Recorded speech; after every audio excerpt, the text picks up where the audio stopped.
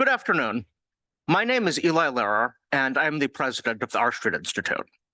On behalf of R Street, I'd like to welcome all of you to this symposium. As an alum of Johns Hopkins University myself, I'm particularly excited to be hosting this event along with Hopkins at this gorgeous new facility. I'd like to thank our co-hosts, the SNF Agora Institute, President Daniels, Hari Han, and the rest of the team for being such gracious hosts here today at this new facility. It's a fantastic facility. I cannot believe what a great job the architects did with it. And it is an enormous improvement over the glorious socialist confines of the East German Embassy, where I took my own classes at Hopkins. So President Daniels, Hopkins, thank you very much for providing something that is not a former communist embassy. Most of you know R Street, but I wanted to talk briefly about who we are as an institution, why we're here, what we believe in, and what we hope to accomplish with this convening. R Street is an 80-person think tank located here in Washington, D.C., with full-time state staff strategically located in the West Coast, Texas, the Northeast, the Southeast, and the Midwest. Our views, and my views, are squarely in the political center-right. We stand for limited, effective government, for a free society where public policy begins with freedom as its initial premise, and governments exist primarily as guardians of inherent, inalienable rights, an inclusive society that provides a place, a voice, and equal opportunity for all people, and a just society that holds everyone accountable to the same laws. Long historical experience has shown that only liberal democracy can build a society that achieves these ends. Well, you will see R Street staff working on everything from opioid treatment to electrical grid modernization, and from property insurance to prison reform. We know that we can only achieve our goals in a system in which people select their leaders, and these leaders are held accountable to the people through a system of regular, fair, and honest elections. We come together now at a time when this ideal is under threat. Just a few hundred yards from where we are, a president who claimed to support conservative principles worked to overturn the results of an election. Well, their actions have not been as consequential or dramatic.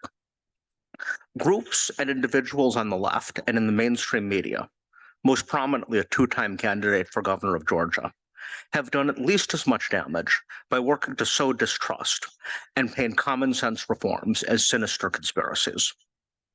It's time for all of those of us who consider ourselves conservatives to say enough. I know, and my fellow conservatives know, that conservatives have better ideas, a better social vision, and the greatest chance of creating a better future for Americans. We can only do this in a convincing way if we could sell people on our vision and defend it in regular, free, fair elections in which the people have confidence. And we can establish these elections only through the most traditional conservative value at all, belief in institutions. The United States has the longest standing single document constitution in the world, and the longest run of free, at least by the standards of the days in which they were conducted, elections. Running these elections well, assuring that everybody has the opportunity to vote who is eligible, and that only those who are eligible are casting votes, is the most sacred duty of any democratic state. And it is the job of conservatives, of all of those of us who consider ourselves conservatives, to defend these institutions. This convening that we are about to begin is, for 2023, the capstone of a year-long series of efforts we've conducted largely behind closed doors. From Utah to Indiana to Texas, we've run together conservative elected officials, grassroots leaders, scholars, and others to discuss, debate, argue, and disagree about elections. We've worked to condense what people have said, learn what the best thinking is, and bring it to you. At this convening, I hope we'll continue this process, continue to debate, discuss, and learn from each other, and work towards building a reasonable, sensible, conservative agenda for elections and voting reform that restores confidence in elections builds strength in institutions, and upholds the key norms of liberal democracy. That's our goal. That's our mission. And I'm proud to be here with all of you today. I'm proud we've assembled this august group. I'm looking so forward to this discussion. And with that, I will hand it over to the two people who have done virtually all of the real work, Matt and Scott. Over to you.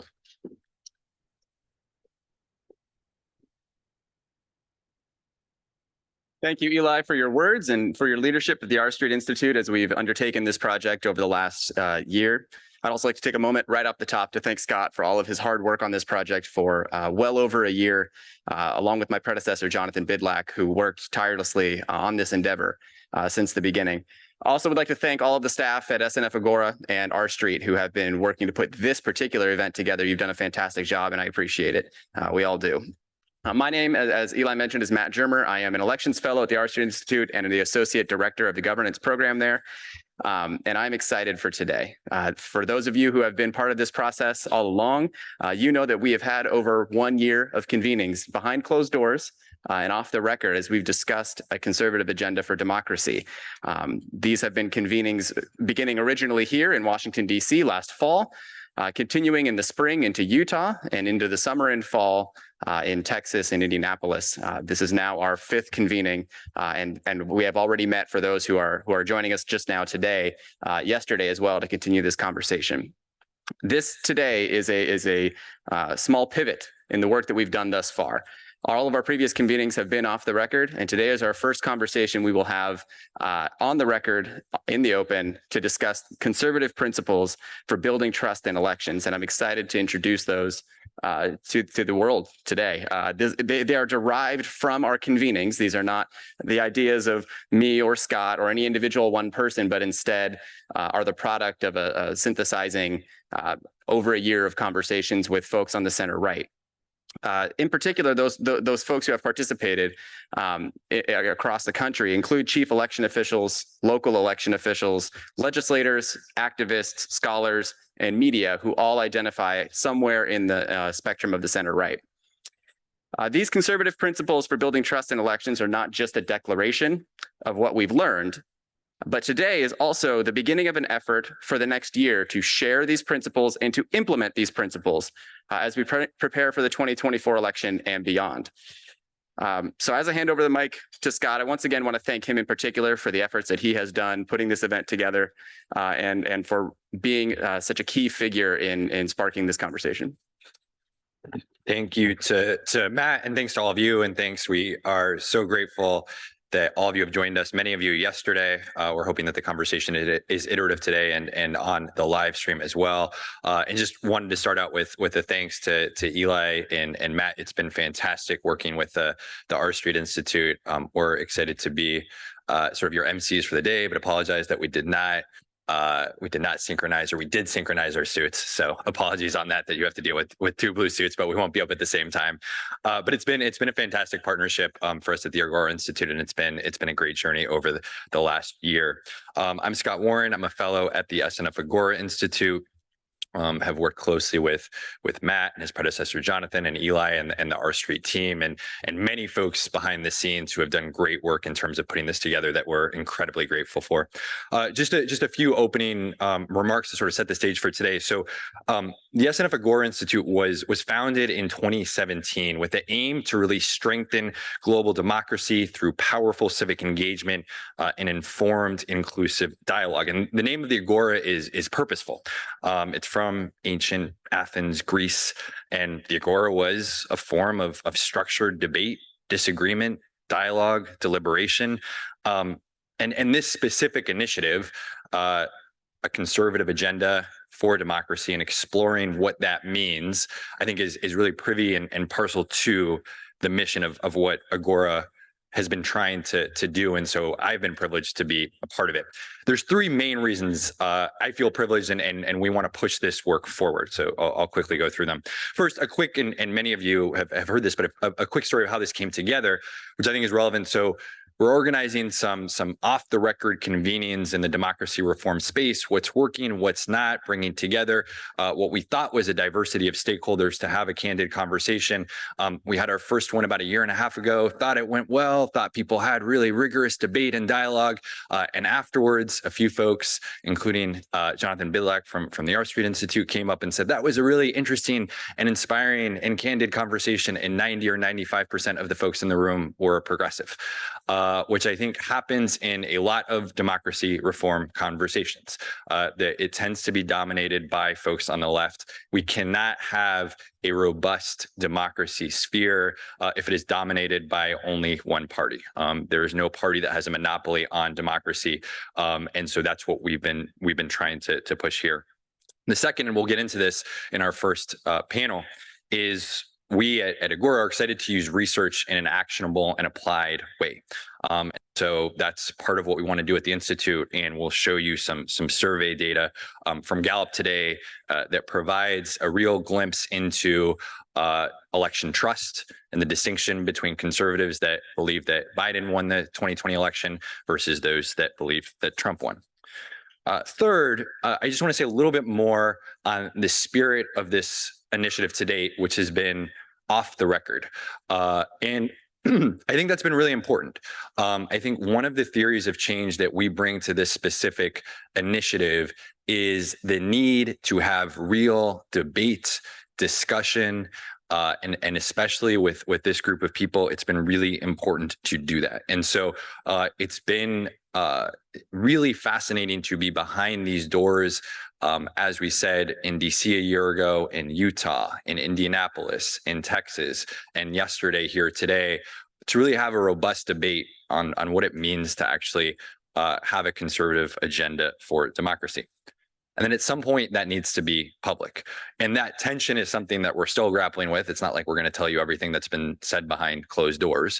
But we do want to figure out how those conversations and that wrestling and that grappling can actually translate into real action. And so that's what we're trying to do today. This whole thing has been an experiment, and so we'll see how it goes, and we welcome feedback throughout too. But we say that with candor and humility. And with that, I'm honored to introduce Johns Hopkins University President Ron Daniels. He is Johns Hopkins University's 14th president. He's been at the helm since 2009. At JHU, he has strengthened interdisciplinary collaboration and research and education, enhanced student access, deepened engagement with the city of Baltimore, and now working to do so in Washington, D.C. with this gorgeous building, and supported economic and social innovation. He's a prolific writer. His most recent book is very relevant to today. It's called What Universities Owe Democracy, focused on the indispensable role that universities play in sustaining democratic societies. And with that, I'd like to welcome President Daniels to the stage.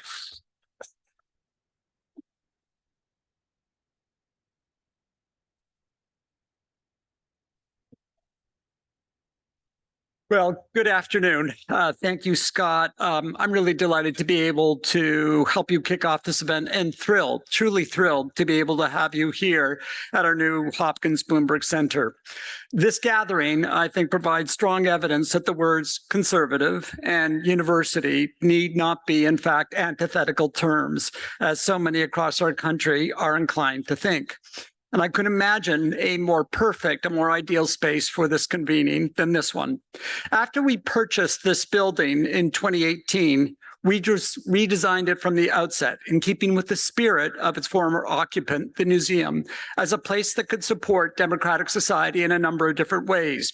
We hoped that this would be a place that would produce ambitious scholarship, that educated the next generation of leaders and thinkers, and the convening gatherings and participants that represent a broad range of disciplines, fields, and critically perspectives, gatherings like this one. These commitments to serving democratic aims are, as we all know, more urgent than ever. As, again, you know so well, democracy itself, I think, faces very significant challenges, if not in some cases, indeed, existential challenges, both here in the United States and across the globe. According to the Varieties of Democracy Institute, the share of the world's population living in democracies has in fact plummeted in the past decade from 54 to 28%. Recently, we crossed another troubling threshold. For the first time in 20 years, closed autocracies actually outnumber liberal democracies. In our country, of course, we're also seeing an increasing lack of faith in the integrity of elections, which, as a poll you're discussing today shows, is especially prevalent among Republicans. The work of restoring and rejuvenating democracy at this point must in fact be a collective effort that transcends partisanship. And we understand that this is not an easy task. To quote another sobering statistic, in the last 60 years, the share of Republicans and Democrats who say they would be upset if one of their children happened to marry a member of the opposing political party has skyrocketed from about 5% of the population to now 40%.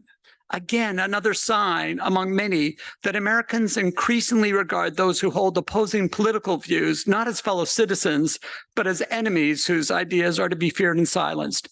This is obviously fertile ground for authoritarianism to take root.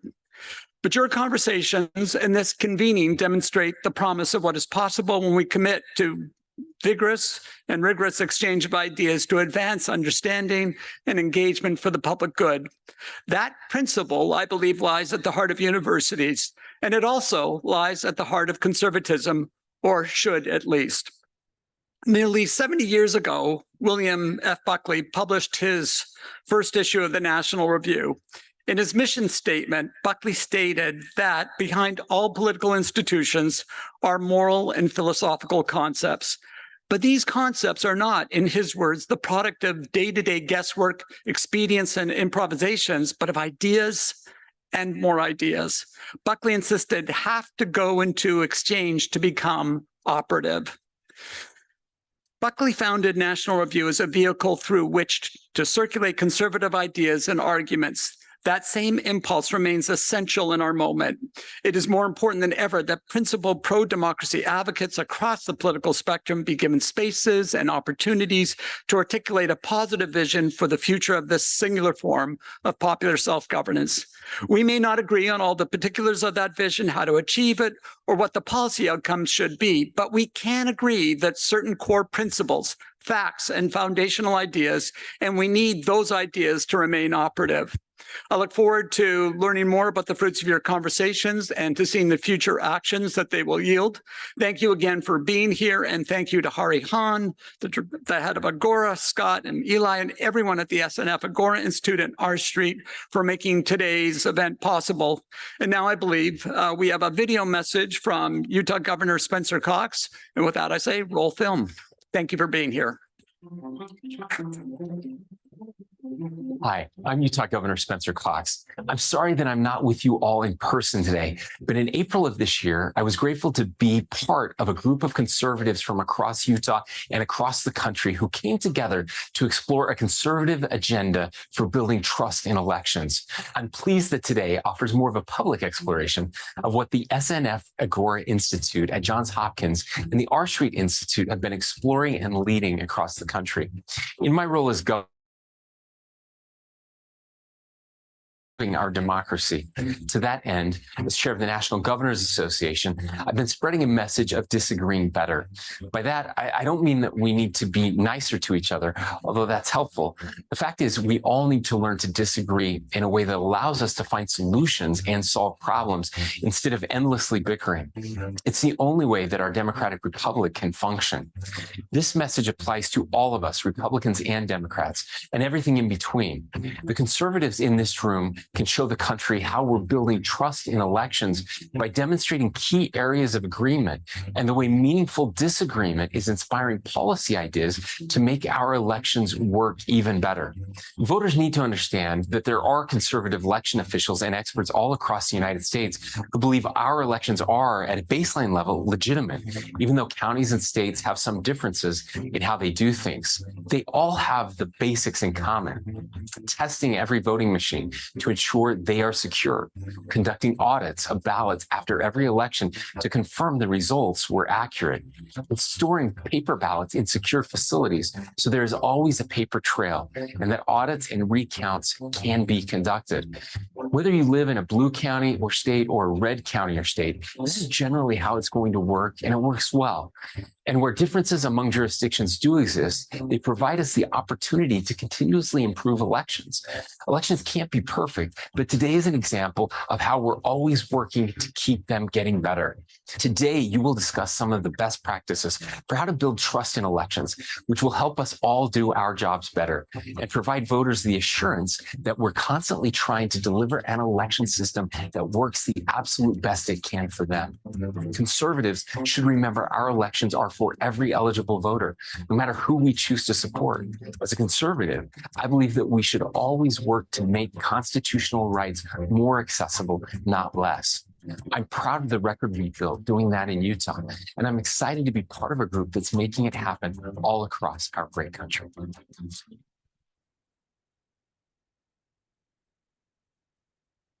Great. Thank you to President Daniels and to Governor Cox. I'm now excited to have our first panel come to the stage, which is going to focus on exploring the research around the state of election trust. So we're going to have Hari Han, the inaugural director at the SNF Agora Institute, moderate, and she'll introduce the rest of the panel. So thank you all.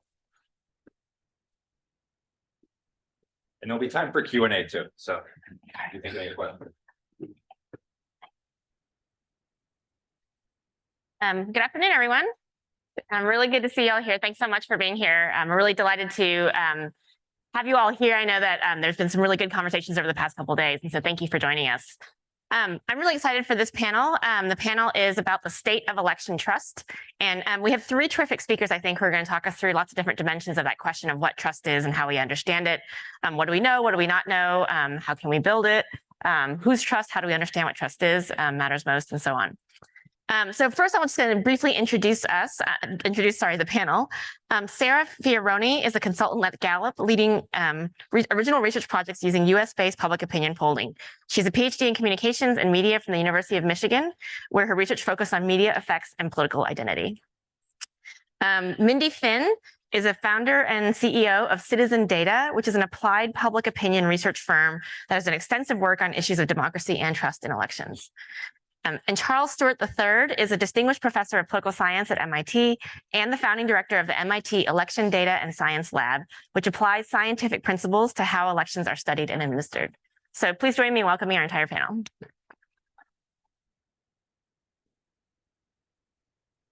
I think what we're going to do is we're going to start with Sarah's going to share with us some data from a recent poll that she and her collaborators have run. And then we'll have a discussion with Mindy and Charles and Sarah, and then we'll open it up to Q&A for the audience. And so we're really hoping that we can have a robust discussion, but we'll start with Sarah. Thanks.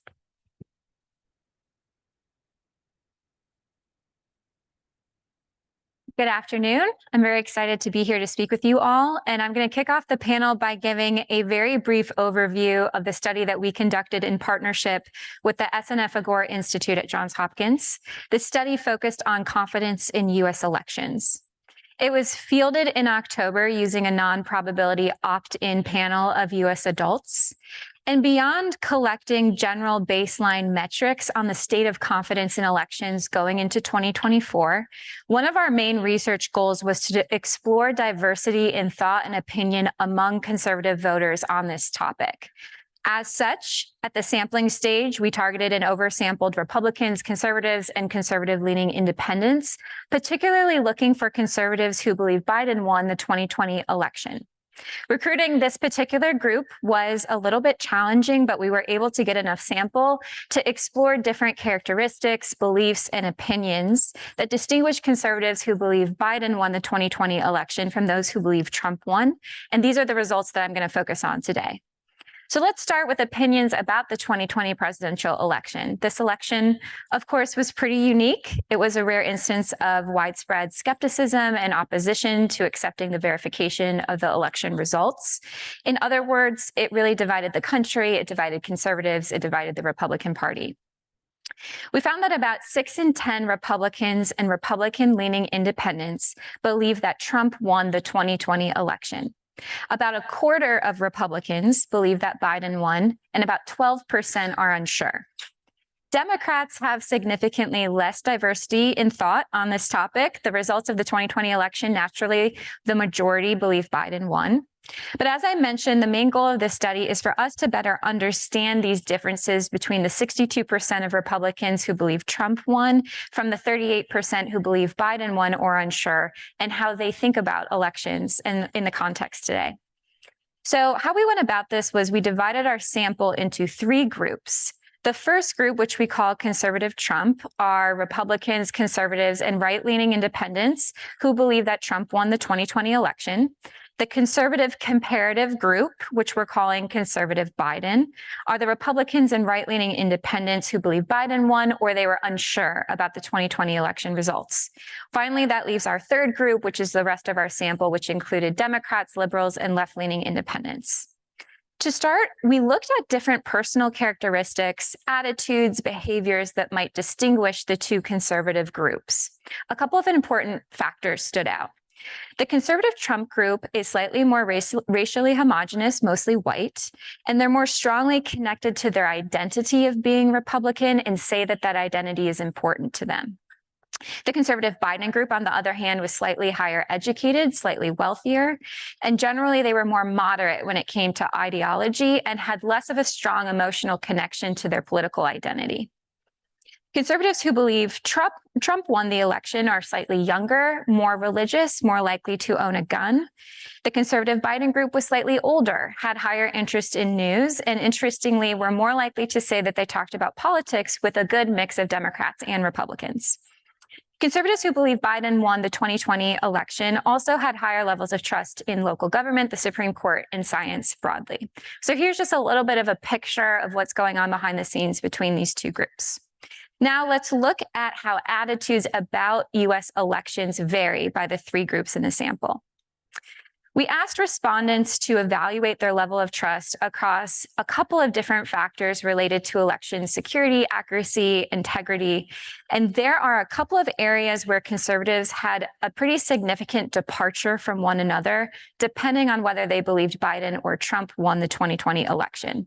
These areas were accuracy of counting paper ballots, accuracy of the electronic voting machines, whether or not voters are facing obstacles to vote, and the promptness of counting and reporting ballots.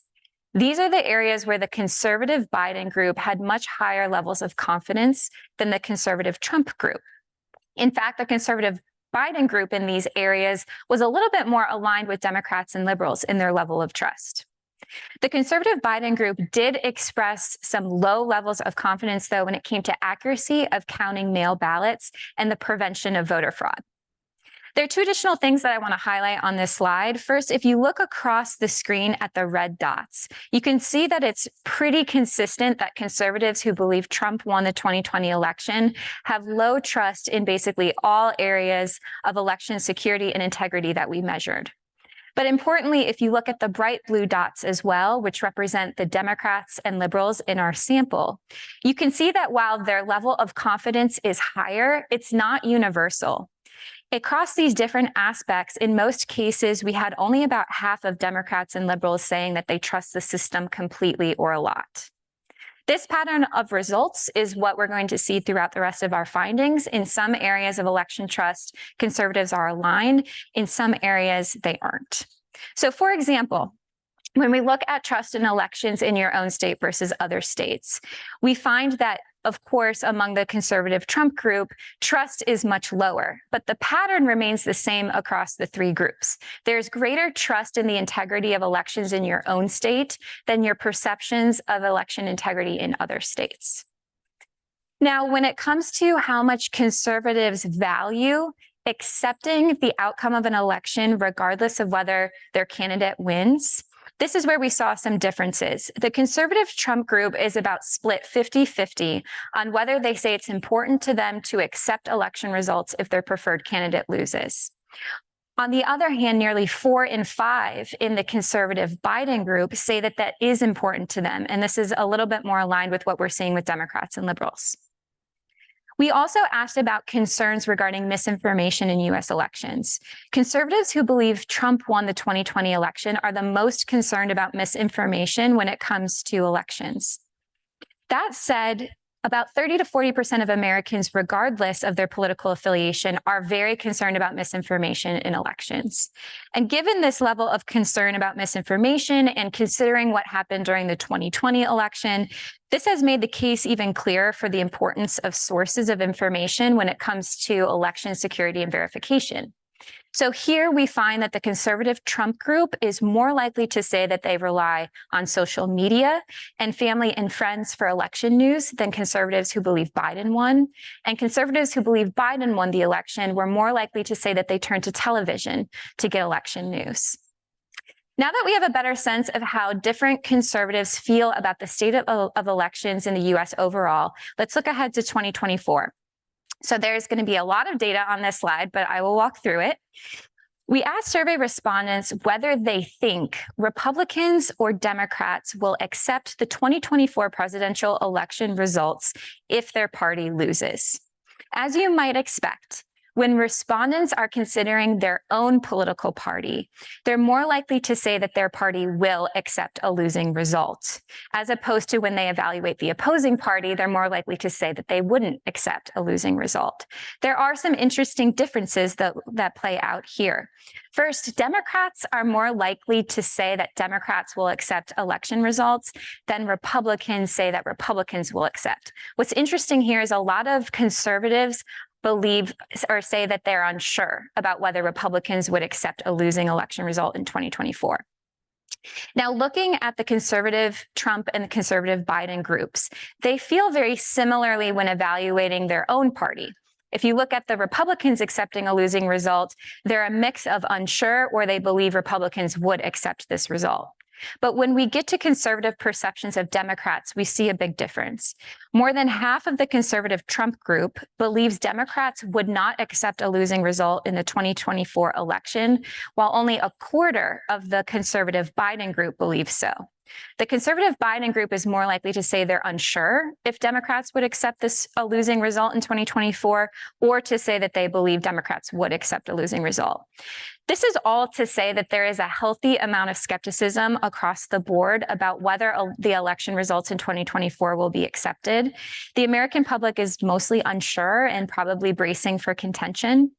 And what we see here falls along traditional party lines. Democrats are the most concerned that Republicans wouldn't accept a losing result. And the conservatives who believe Trump won the 2020 election are the most concerned that Democrats will not accept a losing result. How I'd like to lead us into the panel talk today is by emphasizing that just like confidence in most U.S. institutions, right now we're seeing a lot of distrust across the board in U.S. elections. That said, when it comes to interventions that might help build confidence in elections, we do see some meaningful differences on where different conservatives lack trust. Conservatives who believe Biden won the 2020 election have greater confidence overall in the system, but they are more aligned with their fellow conservatives who believe Trump won the election in being very worried about voter fraud. Now, what's interesting is conservatives who believe Biden won the election in 2020 are a little bit more aligned with Democrats in worrying about voters facing obstacles to vote or intimidation when they go to vote. Conservatives who believe Trump won the 2020 election have very little confidence in the accuracy of counting, no matter the format, mail, voter machine, etc. They also are the most likely to think that the opposing party is trying to cheat in the election. And this is the group, again, that is most concerned about misinformation. Now, lacking trust in elections is, of course, not just a conservative issue. This study found that less than half of liberal and Democrats say that they can trust a lot that voters are not facing obstacles and that ineligible voters are being prevented from voting. All this is to say, tailoring interventions to target some of these particular areas may be critical. And with that, I know that my fellow panelists have done a lot of work on this topic, and I'm excited to hear their perspectives. Thank you. Thank you.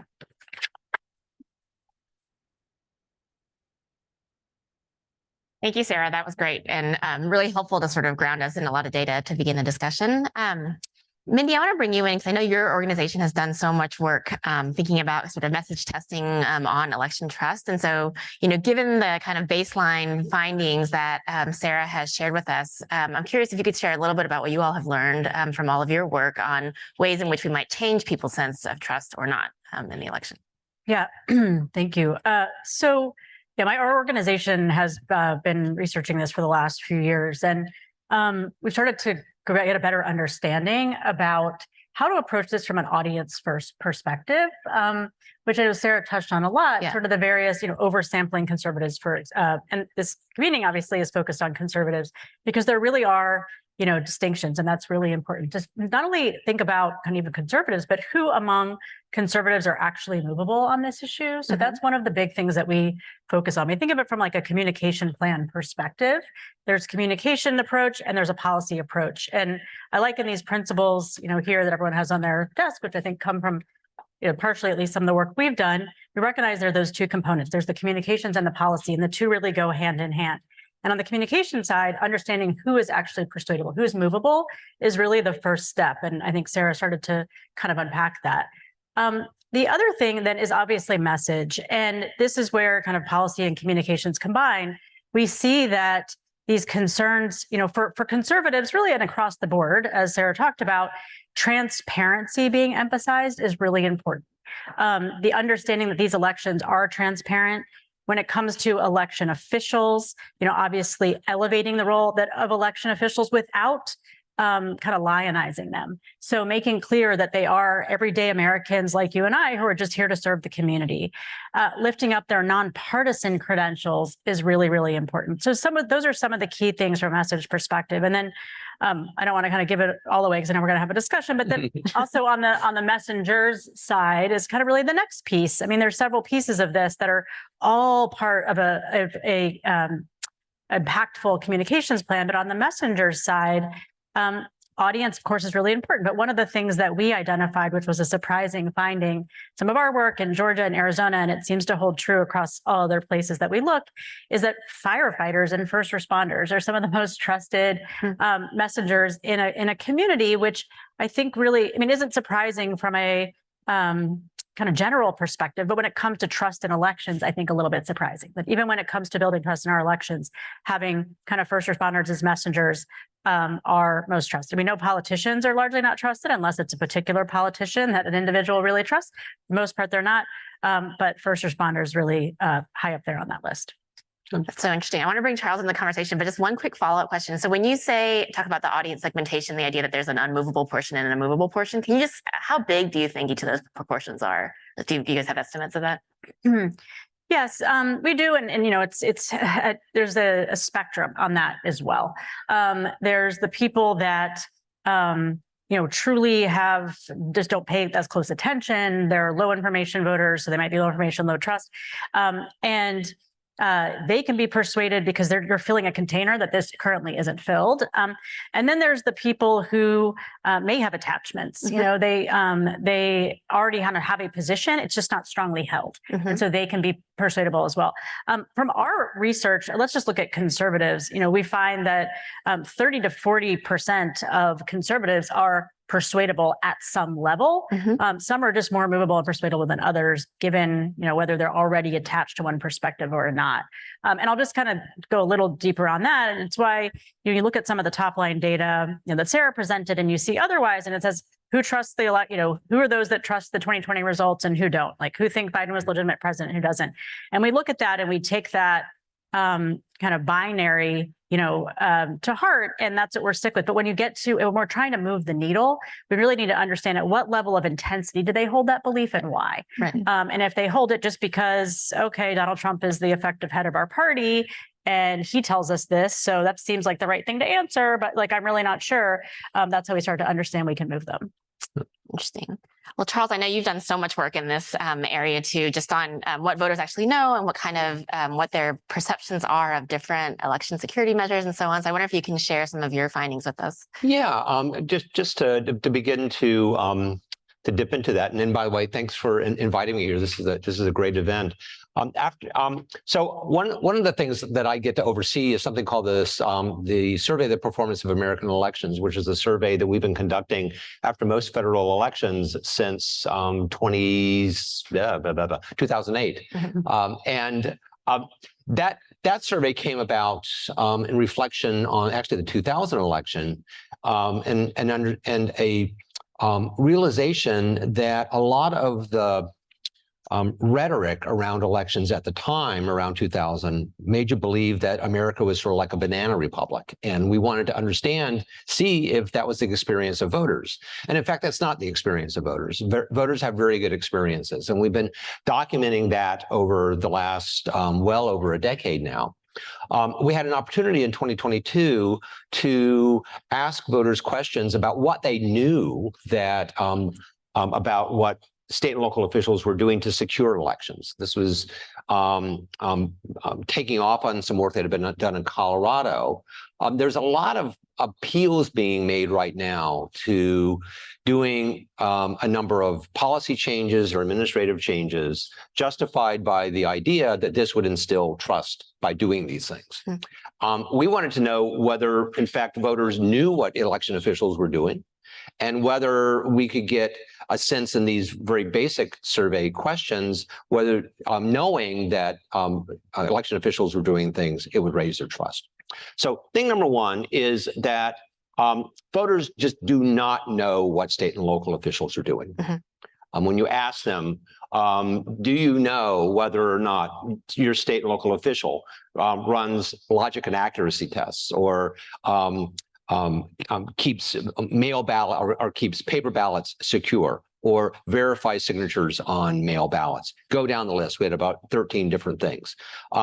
Majority of voters said no to all of those items. And a surprising number of voters said no to every single one of the items, right? And it turns out that conservatives, maybe not surprising, were much more likely to say that local election officials basically do nothing to secure the election. But even so, liberals were only barely above half. Okay, so that's thing number one. Thing number two is that the things they believe election officials are doing, it can't be because they know it. And that is, for instance, Colorado, which does a lot on auditing elections and spends a lot of time telling voters about it. Only about 40% of people in Colorado know about post-election audits, know that they're doing it in Colorado. The second state where the most voters say their state does auditing, in fact, doesn't do auditing.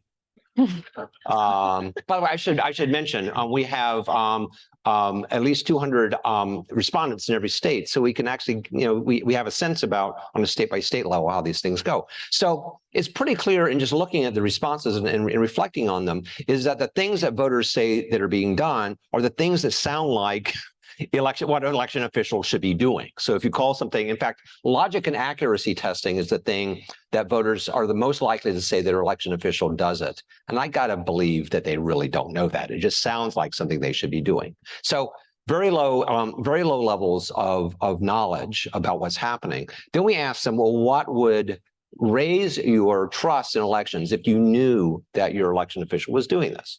And the sorts of things that, the good news here is the sorts of things that would instill trust seem to be the sorts of things that you would want election officials to do to run a good election, right? To audit elections afterwards, to have a solid chain of custody for your paper ballots, to verify signatures on mail ballots, things like that.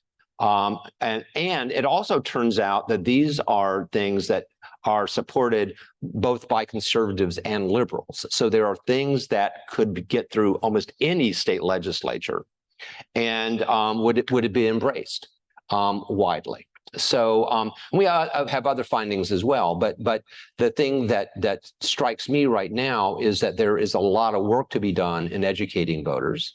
Another thing that we should talk about, by the way, is whether educating voters is really where we want to be spending our time, right?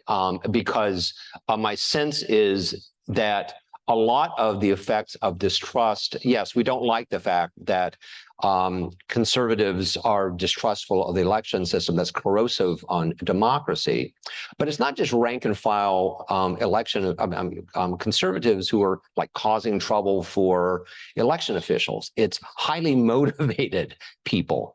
So I think we need to have a better sense about who it is that knows what election officials are doing and who And in any case, what's the mix for election officials between communicating, the right mix between actually communicating on what they're doing and actually doing the good work of election administration itself. So I'd love to pick up on where you left off, because I think that's kind of a theme that came out in a lot of the remarks that you all made, is this idea of, it in some ways kind of gets the idea of like, what is the trust that we're trying to build really? Is it that we're trying to convince the movable portion? Is it that, we are trying to, fix holes in a system that is, that has some holes, or is it a more generalized trust in our politics or something like that? And I'm struck, Mindy, by, maybe I'll turn to you first, but invite others to jump in, by the finding that you all have about firefighters, which we, those of us in DC who work in this space probably don't conventionally think of firefighters as the people who would be, ones that would speak on behalf of the election system, yet they're the ones that you all find are more trusting. So I'm just curious, how you all think about that finding and what that means for how we understand what we should be doing. Yeah, I think really that finding comes from the fact that there are so few trusted actors and trusted leaders. They continue to be eliminated. So people who we would tend to have broad trust, the level in trust in those leaders has been going down over the years. So politicians continuously go down. Business even, business leaders are still pretty high, though like the type of business leader really matters, but even that's continued to go down. Faith leaders, it can be, but it's like very individualized to particular communities. They trust their faith leader and they don't trust others. And in general, religiosity and religious attendance is going down. So there's just not many common trusted leaders that you can elevate to move a significant portion of the public, which is, I think, one of the reasons that firefighters come up there. They actually haven't been negated as a leader. It's not even so much, it's like that's who's left. It's process of elimination. I think finding, beyond that, it gets so tricky just because we have such a disaggregated information space. And I think that's one of the reasons this is challenging. The point about whether communication is something we should be focused on, I think one thing to be clear, it's an unfortunate reality of the time when our elections have become so politicized. Right. So like the whole legitimacy of elections is a political issue. It's not just a public service issue. It's not just a civic issue. It has been so heavily politicized, and there isn't really a counter infrastructure to the forces who are trying to politicize our elections. In 2020, Donald Trump and kind of Trump associates made it waged an entire campaign.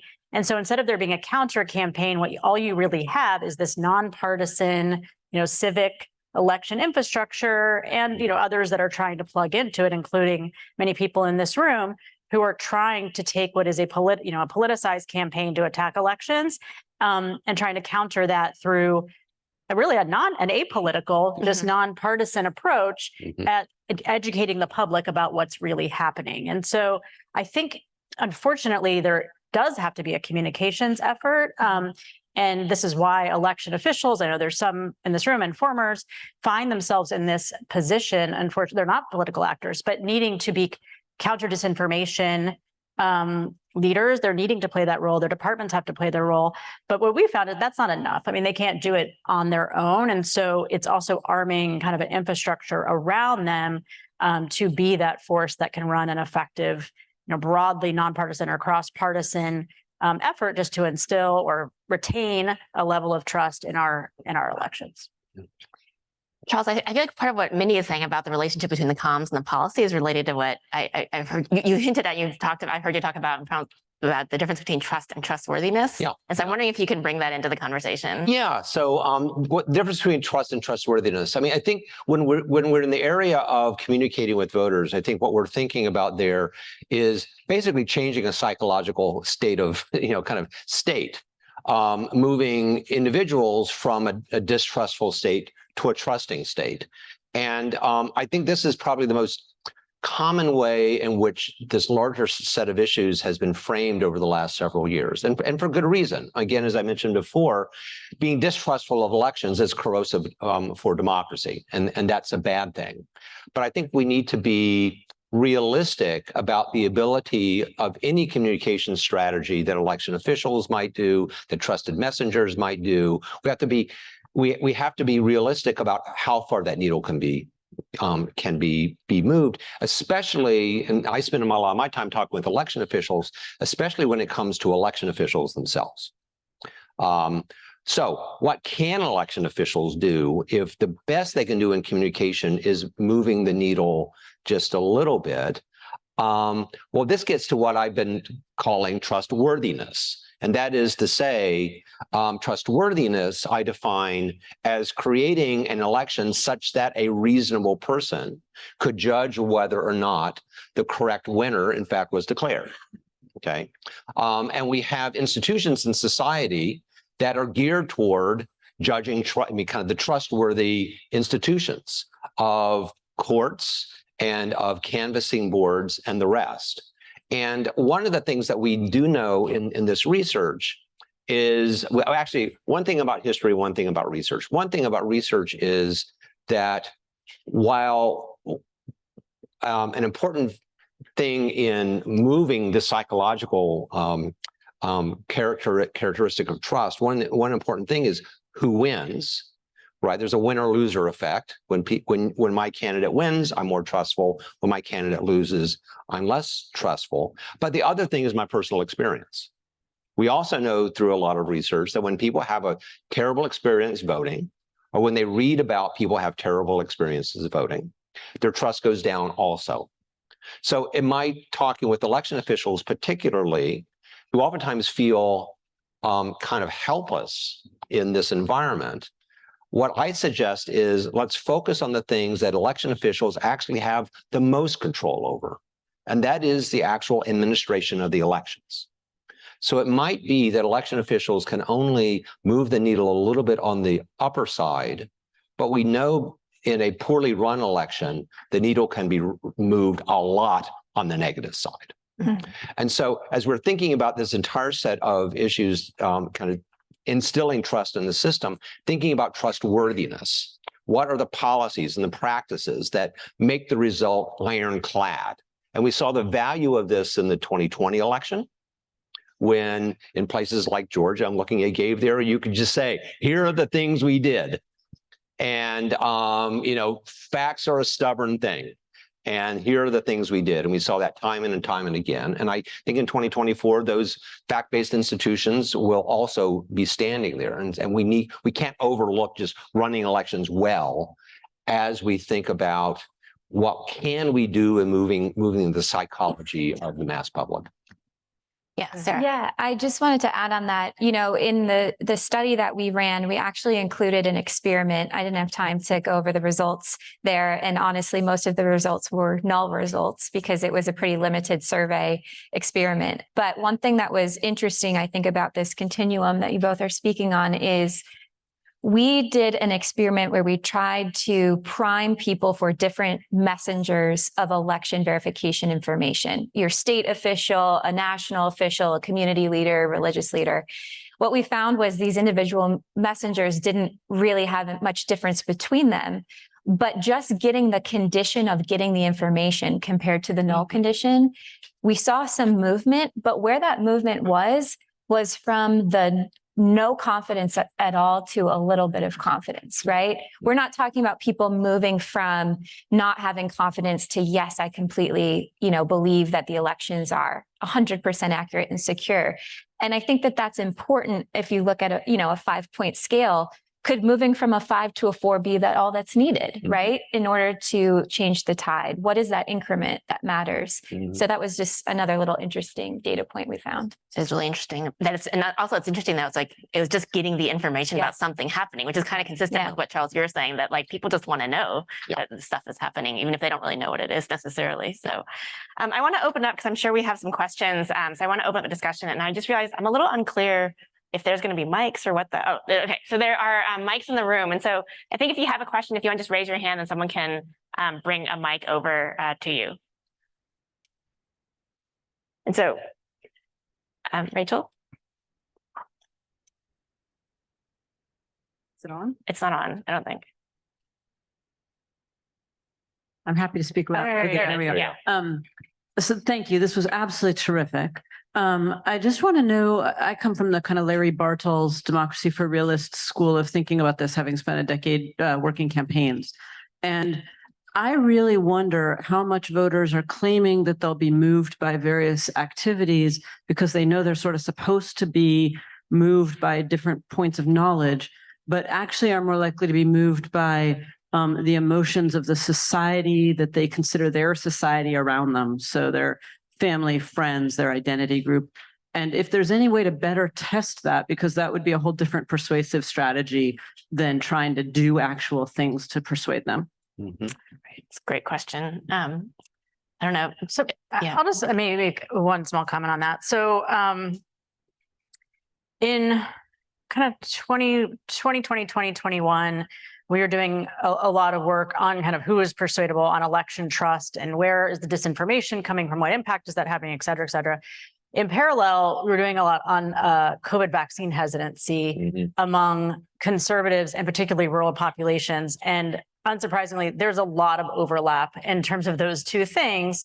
Not exactly the same, but a lot of overlap in terms of kind of how it shifted, where people had an initial level of trust and it declined because key spokespeople were telling them not to trust, right? And the reason I bring that up is because something that was very well established on the COVID vaccine side that we've seen show up a bit on election trust, but I think there's more proof to be done, is just how powerful, like when no one else is trusted. So like put my firefighters thing aside, friends and family and personal networks were the most influential and really at like the last mile only influential kind of people who could move somebody, who could convince someone otherwise, because it's like everything else was viewed kind of as noise. And the reason I think that's helpful from like a bit from what Charles was saying, in that the importance of the personal experience, because it's the personal experience that's going to have that kind of echo effect on close friends and family.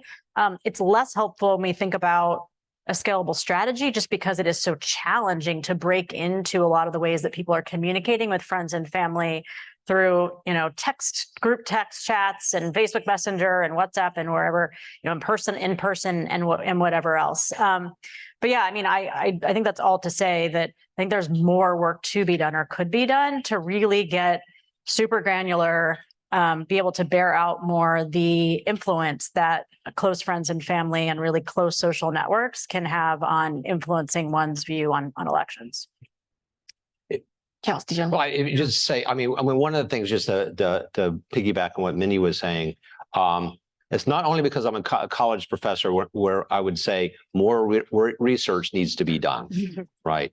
But this is an area in which there's a lot of claims made by policymakers, by advocates, et cetera. And we just don't know. We just don't know.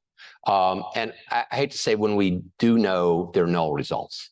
But we just need when to you say that this is an area, do you mean the area of how to influence friends and family, or do you? Oh, I'm sorry. I'm not how to influence friends and family, but on what to do in terms of policy and practices, and what and how that can might be able to influence the trust people have. We just don't know enough. And we need to do more of that research. And there's folks in this room who are likely to do it, and we can work with and doing more of. Right. Yeah. No, just want to clarify. Sarah, I don't know if you had anything you want to add in terms of how you all thought about setting up your designs and this question that Rachel asked about how you might measure or study some of these things. Yeah, I mean, I think the nature of this question may not be best suited for a standard poll of 1,000 Americans, right? When you have a poll, you're trying to get a quantifiable scale of something. There's obviously some desirability effect when people are answering questions. People are notoriously bad at predicting their own behaviors and like what they're going to do. And one area of work that Gallup has done is with the Knight Foundation and Trusted Media. And we have found that qualitative work has really helped us break open some of this in conjunction with quantitative work.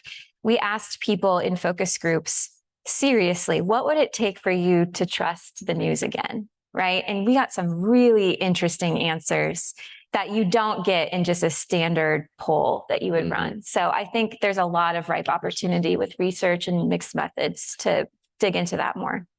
Great. I think we have another question in the back there. Hi. Are you concerned about Republican lack of trust in polls in terms of your results, the so-called shy Tory, and how that impacts reaching the entire segment of Republicans that have issues on this? And then also, are you concerned about the durability of these interventions? Because I think a lot of your poll shows these people turn to friends and family and social media, and they may get some good messaging from a great group that's trying to change this problem, but then they're going to go right back to Twitter and their friends and family and hear some more crazy things. So how do you think those two things fit together in understanding and solving the problem? Sarah, do you want to start? Yeah, I definitely on the first question, I mean, that's a reality with polling. There are certain populations that are hard to access. For us, it wasn't a matter of a challenge of getting conservative participants in our survey. We were really trying to get conservatives who believe Biden won the election. That was a little bit challenging for us to recruit into our survey, although we did have, I think, close to 350 or 400 in our sample, which is a lot and allowed us to look at the data in some interesting ways. But that's just a reality of recruiting. And there's other populations in the country that are hard to recruit to participate in surveys as well. Young people is one of them, getting sufficient sample size for Asian, Pacific Island, or Native people to participate in surveys. This is an ongoing thing. I know Gallup, I'm sure Citizen Data and others, we're constantly experimenting on how we can build trust around polling and get, greater participation of really important segments that might have some skepticism around polls. So yeah, this is a reality that we're constantly working on there. Mindy or Charles, I don't know if you had anything you wanted to add on either of those questions. I can say something just on the second question. I have a lot to say on the first question. First being, don't trust the polls. No, I'm just kidding. But the second is on the durability. I think it's a really important question because this is a little bit builds on what I was saying before, that we have to be realistic, and what Charles was saying about it's not just how much you can move the needle with a particular message, but we need to think about kind of like what are the forces at play. And if you have a massive political apparatus that's campaigning to politicize, elections as an issue, just need to be realistic about what kind of counterforce would even be required to kind of move the needle there and what's possible. And that's kind of when you get to the point of, well, maybe it's not doing a counter campaign at the same level, but it is ensuring that it's not going to be symmetric, that the nonpartisan civic infrastructure across the country is running extremely, they have extremely well-run elections so that as many individuals as possible have an excellent experience. And yes, that election departments and election officials are armed with the communications tools required to address communication or disinformation challenges in real time. And increasingly, they are being given those tools. So it's not to say you give up, but I do think you have to be very realistic, not just about, okay, we have the right message, but what is the volume that would be required? What is the persistent campaign that would be required to move the needle significantly? And if that's not realistic, then we need to think about kind of what is the next best strategy. I also just want to add, I think it's also important to distinguish measurable outcomes that are desirable from polling. I mean, polling is about how are people thinking and feeling, and that's very important, and it can be really predictive of behavior, but I think it's not the end all be all. We also need to think like, what are the outcomes that we would want? Is it participation numbers of certain groups? What are some of those outcomes that you can use in combination with polling? I think just whether or not people feel that they trust or not isn't sufficient, maybe to get at that durability and understanding of how we're tracking success and failure. Great. Okay, I think there's I don't know if the mic runners have, okay, they have someone, sorry. There's a question up here too, so just for the mic runners. Okay, but yes. Hi, Daniel Stead with Lyceum Labs. Thank you for the great panel here. A question about if any of your polling data has teased out connections between either current levels of trust in elections or the potential to reboot that on the one hand with respondents, civic and social attachments on the other. And I think in particular, it seems like one hypothesis would be that the more isolated people are and the more they are turning to politics as the main source of their social connection and affiliation, that might make them especially vulnerable to mistrust if that's what they're perceiving through their political channels. But if they have some of these, whether it's a membership in a Rotary Club or they're churchgoers or other things, does that tend to reinforce or provide a channel with which to reinforce trust? I don't know if any of your surveys speak to that question. Sarah? I mean, I think that you find that when you have some measure of diversity of who you're surrounded by, diversity of conversation, diversity of people in your network, there's definitely some evidence that might lead to greater trust and other types of pro-social behaviors and things like that. I think there's a lot of better academic research on this that shows that when people are not locked in an echo chamber, when they're exposed to people who have different identities, cultures, backgrounds than them, that some of these things have some needles that can be moved. I don't know if you all have some thoughts on that, but. Yeah, I wish I had the numbers now on the top of my head, but there's a couple pieces of research I can think of in the 2021, 2022 timeframe that did look at the connection between civic membership, civic attachment, and also civic knowledge and levels of trust in civic infrastructure or democracy, certain leaders, the election, I said vaccine work even. And so Daniel, to your question, like there is a correlation, even more so I think in civic knowledge than civic membership, just because the levels of civic membership are so low now that there are more people who have civic knowledge than have some kind of high levels of civic membership. Yeah, and I seem to recall looking deep into Sarah's slides that there's some findings even there about civic knowledge, and certainly we've discovered that people, both liberals and conservatives, who claim at least they follow politics a lot, seem to be less susceptible to kind of outrageous distrust of the system, if you will.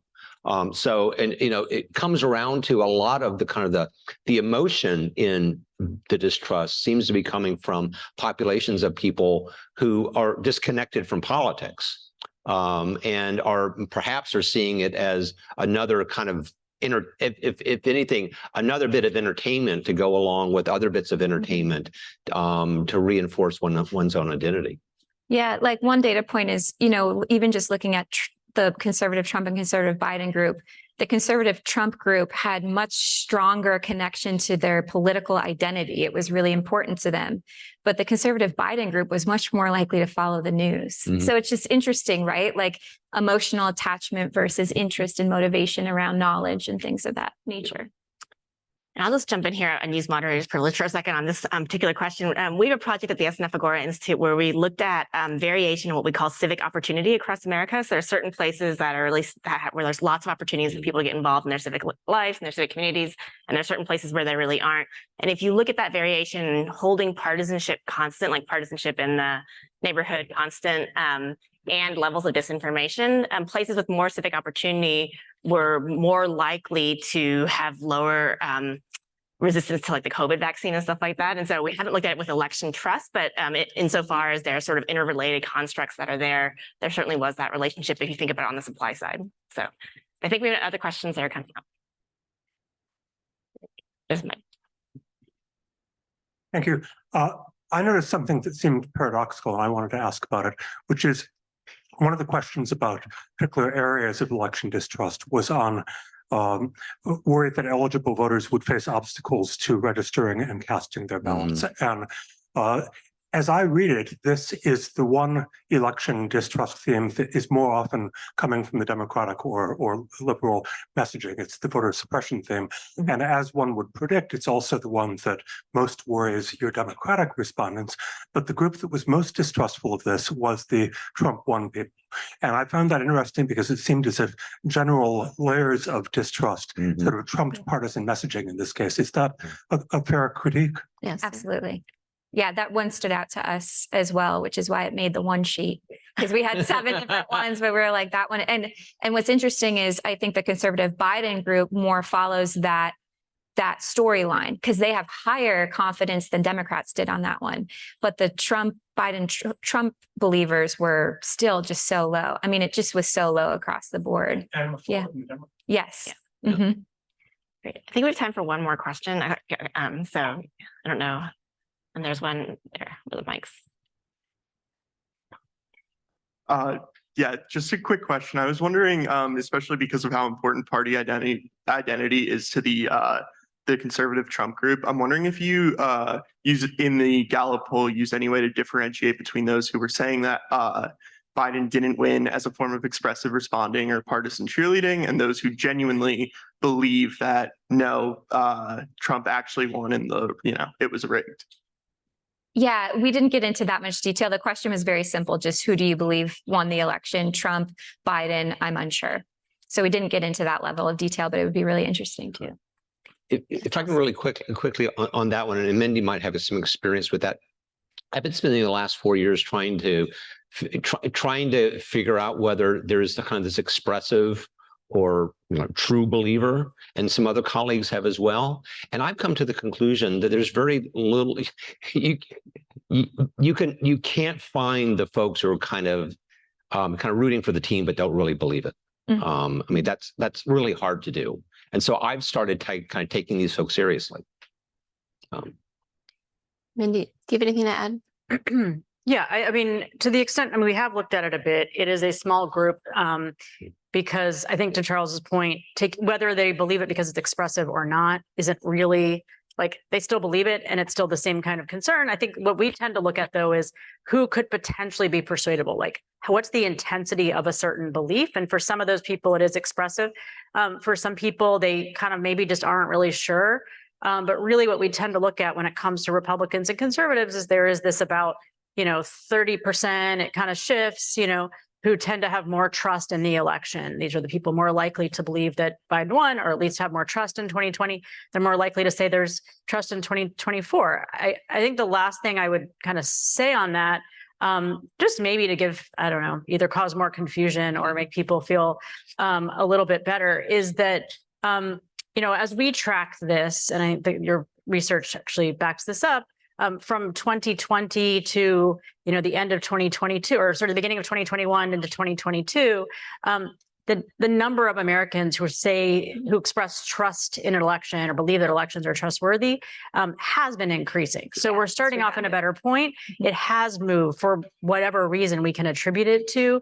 That kind of fever, that post-2020 fever, has softened.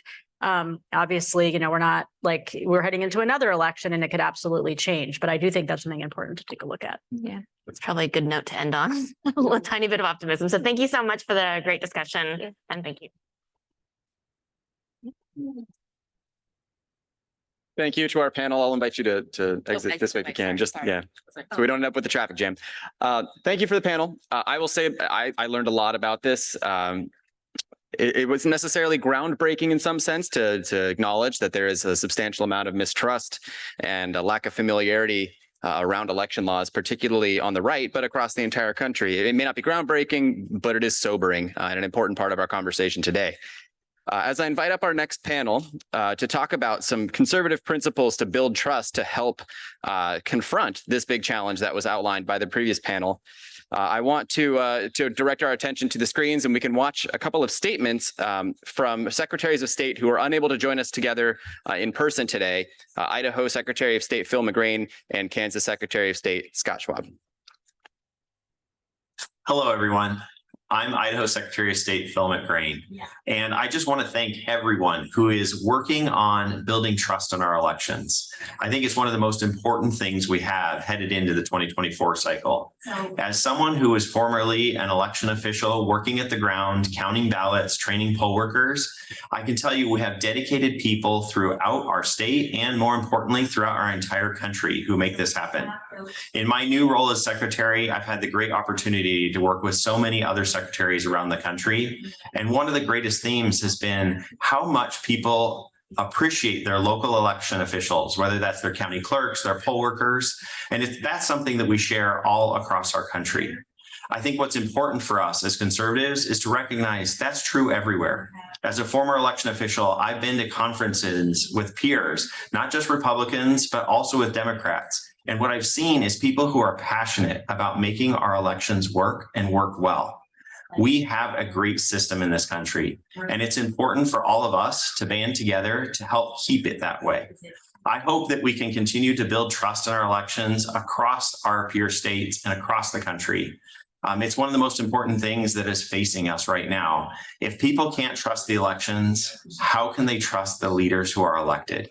I really am excited about the work of people like this, helping identify a conservative agenda, recognizing things like photo ID, paper ballots, not having machines connected to the internet. These are things we can all share in and do everywhere throughout the country. I believe we can be leaders in this space, and I appreciate all of you for your work and helping us get there.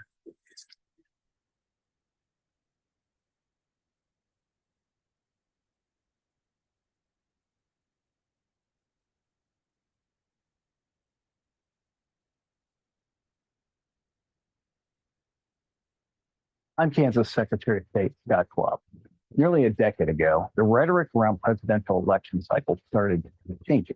Whether it was about voter suppression or foreign interference, accusations were made that sowed doubt into the American voter about the security and integrity of our election system. About 4 years later, a presidential election was conducted during a pandemic. This also brought uncertainty, confusion, and a whirlwind of chaos around the election. For far too long, elected officials, activists, and media have told Americans the fundamental right to vote is under attack.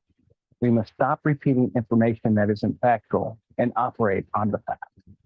We even saw this commentary at the congressional level when the left introduced a bill that federalized elections during the 117th Congress and called for doing away with the Electoral College. As conservatives, we have an obligation to defend states' rights, to be transparent, and to engage with trusted leaders in our communities to ensure voters of election integrity systems and preserve the institution in which our founding fathers designed to instill in our democratic nation. We must vigorously continue to pursue the strategy to rebuild trust in our elections through strong election laws that have teeth and to champion these strong policy changes across the country. During my tenure as Secretary of State, I have looked for opportunities to make substantive improvements in Kansas's electoral system. In fact, my office led the effort to fix election laws that were outdated and often caused voter confusion. We also added stronger provisions to enhance Kansas election laws, and we did it all without affecting the voter. Americans should feel confident that our elections are conducted with integrity, accuracy, and security. Several policy measures can be enacted across states to help this. Ballot tracking, mail ballot applications, voter ID, and post-election audits. For example, Kansas has had voter ID for over a decade before it became a key feature in election integrity laws across the country. The Kansas state legislature truly believed that one vote should equal one person, and voter ID is the best method for ensuring that, so our voter turnout actually went up as a result. We cannot be complacent in our election. We must champion these conservative laws that states do have and that work towards ensuring election integrity and good outcomes. We must acknowledge that there will be and will continue to be law improvements, but these proposed laws should be substantive and address actual issues rather than perceived ones or based on rumors. Finally, as we prepare for this next presidential election, it is important that we move forward as a nation from toxic rhetoric that causes distrust and concern. We find our best assurance through strong election law and state trust. All right. Well, good afternoon. Can you hear me? Yeah. Yeah. Okay. Just checking. All right. Just checking. It's really nice to be on this panel, and I want to start by thanking SNF Agora Institute and R Street for having the vision to start these conversations and start moving this discussion forward. And also want to thank Hari Hahn, Scott Warren, and Matt Germer for inviting us to be here today. I am Kim Wyman with the Bipartisan Policy Center. I'm a senior fellow there, and I am formerly Washington Secretary of State. I do have to admit before we get started, however, that I am at heart an election geek. I know there are some of you in the room, and I say this because there are 363 days, 5 hours, 37 minutes, and 30 seconds between now and the close of polls in 2024. And I say that to lighten the room a little, because let's face it, the panel that we just heard is a little unnerving to hear that many Americans don't believe in our system as much as they may have a few decades ago. But I think there's a lot of hope, and these convenings that you've been hearing about that are culminating with this public sharing today really drive home that there are many people that on the right that believe that we can inspire confidence in our democracy, we can inspire confidence in our elections, and we can get this country back to a place where our elections, which we all believe are the foundation of our democracy, to have that confidence. So today, we're going to kind of do a little bit of a dive into these conversations and what's happening across the country in election offices and states across the U.S. And I have a wonderful panel that I get to moderate today. These are election officials who are really leading the dialogue and standing up and saying that our elections are not only secure and accurate, but that you should have confidence in them. To my left is Lieutenant Governor from the state of Utah, Deidre Henderson. I also have David Stafford, who is the Supervisor of Elections in Escambia County, Florida. I almost said California. Okay, sorry. It's been that kind of day. It's after lunch, the blood sugar's dropping, that kind of thing. And then finally, Gabe Sterling, who is the Chief Operating Officer for the Georgia Office of the Secretary of State. And I imagine that many of you in this room have seen one or all three of them on some coverage in the last 4 years because they are out in front.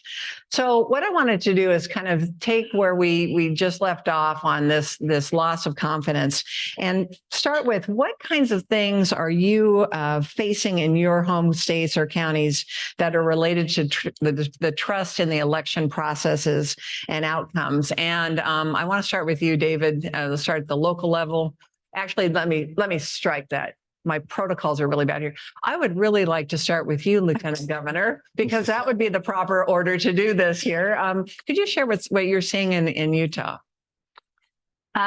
Yeah, I appreciate being here, and I appreciate the good work everybody in this room does. We in Utah, we're a little bit weird in a good way.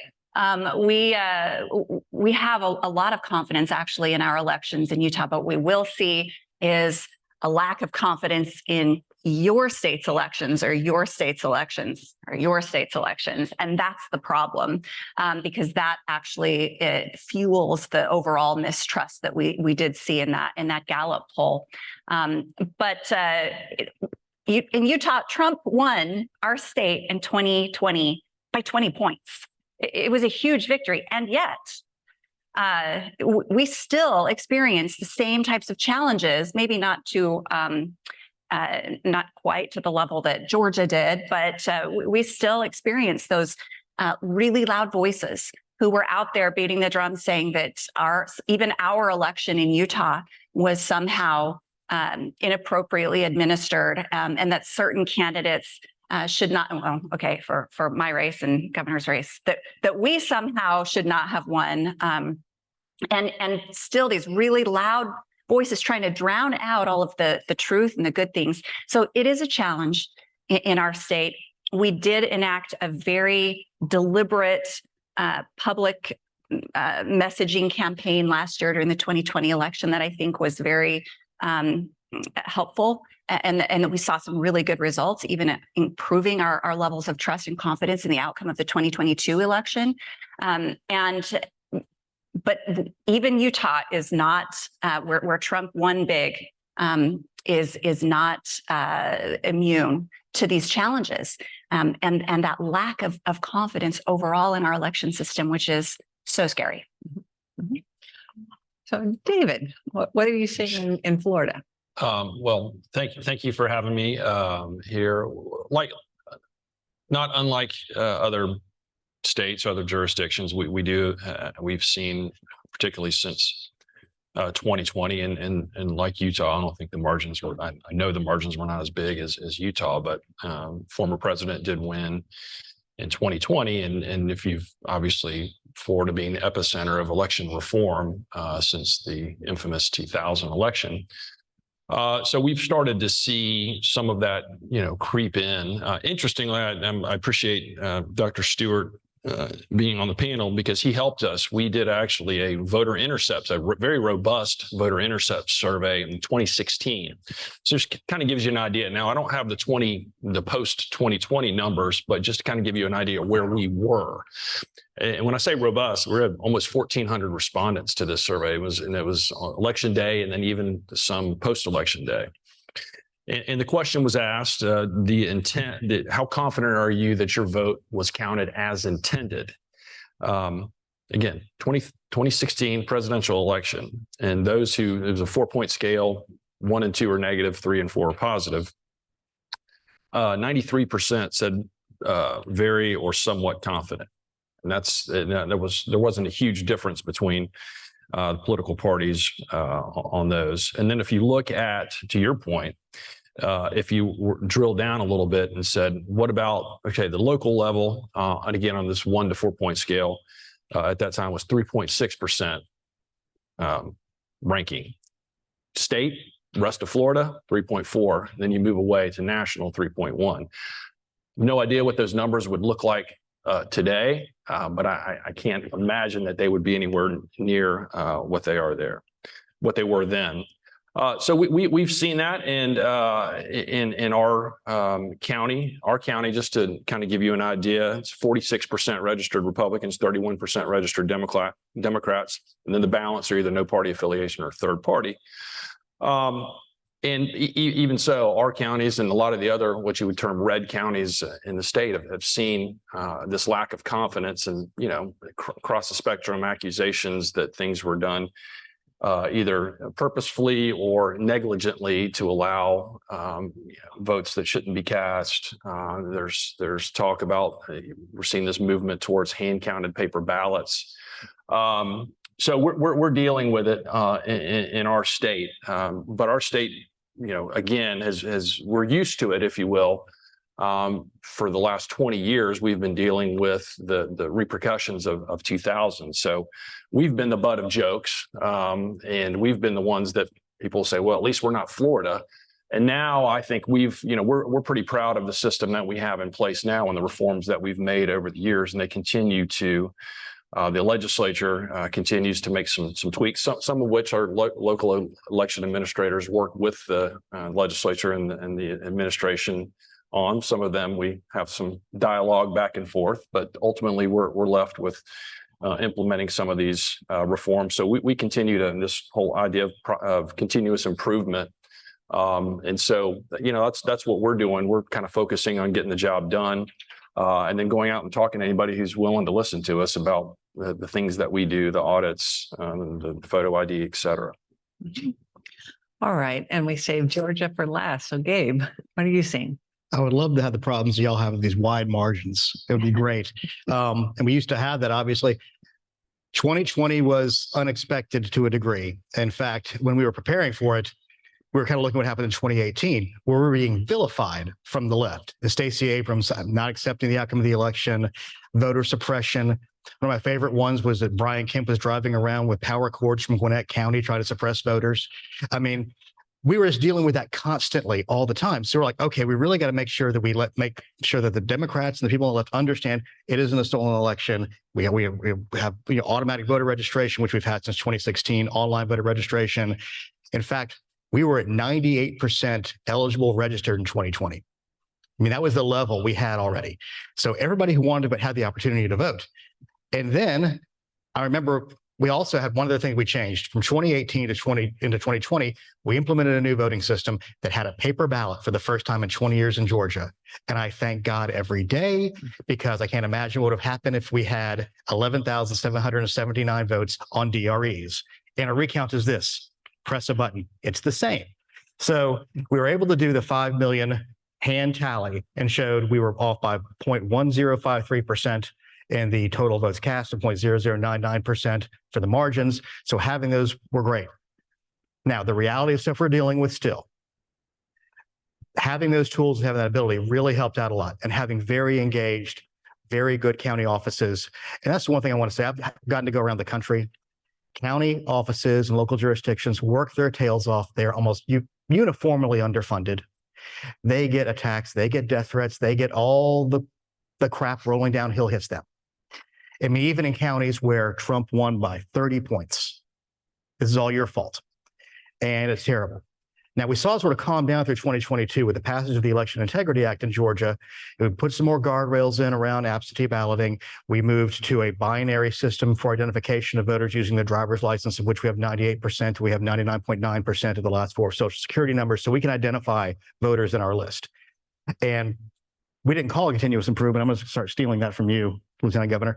We've been investing and doing stuff as we have added to our ballot tracking. We're working with USPS to do the full all the way through. It's now at the Crown Road facility. Now it's in the truck, and now it's going to be in, all the informed delivery. We're working on that.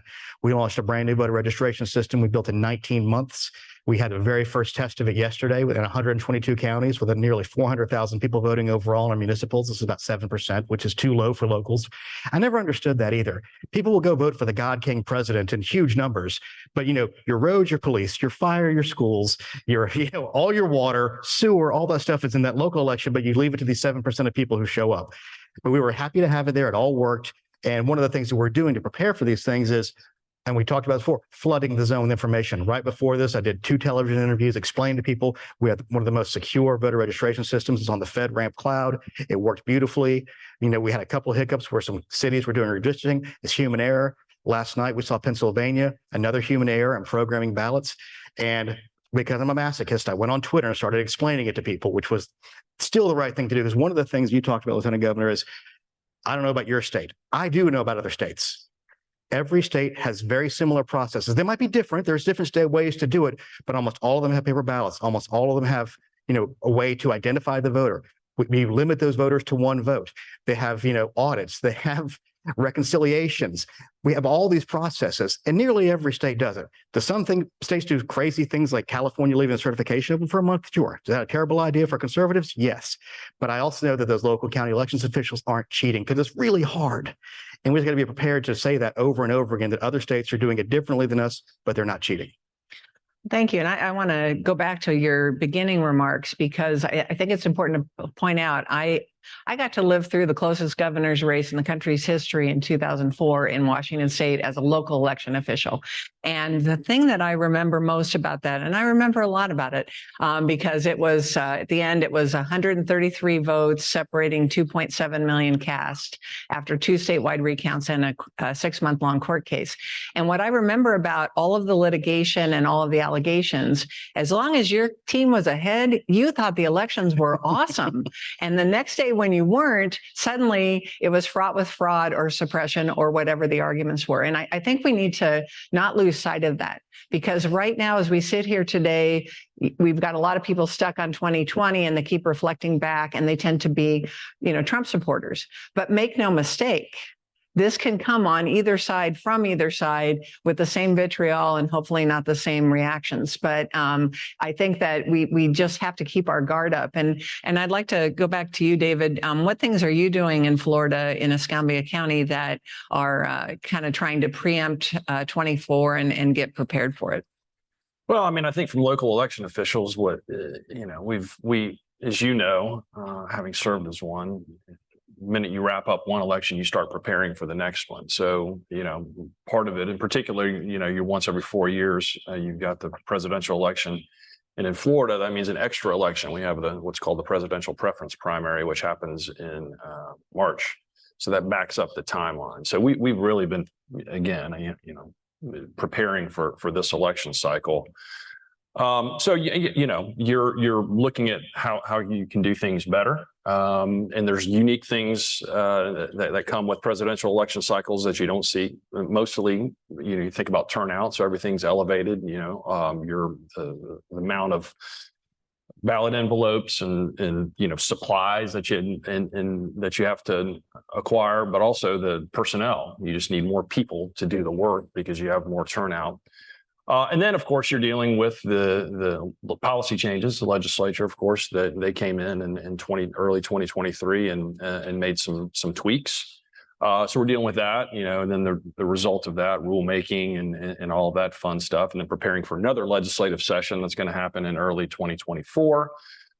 And then just doing the business of running your office, doing the list, the list maintenance procedures. And then when you have opportunities to go out and talk to people, whether it's Rotary clubs or, other civic groups, the political parties, third party groups, if I get invited, I go, and all you can do is continue to tell your story. Again, in Florida, a lot of these principles, I think, that are going to be unveiled here are a lot of things that we've been doing in Florida for quite some time now. So we're comfortable with the system that we have, and again, continue to make changes. So it's just, getting your message out, making sure that people at least have an understanding. It doesn't mean they necessarily have to accept it, but have an understanding of how you do things and some of the procedures that we have in place, everything from audits to, the fact that 100% of our vote by mail ballots are verified.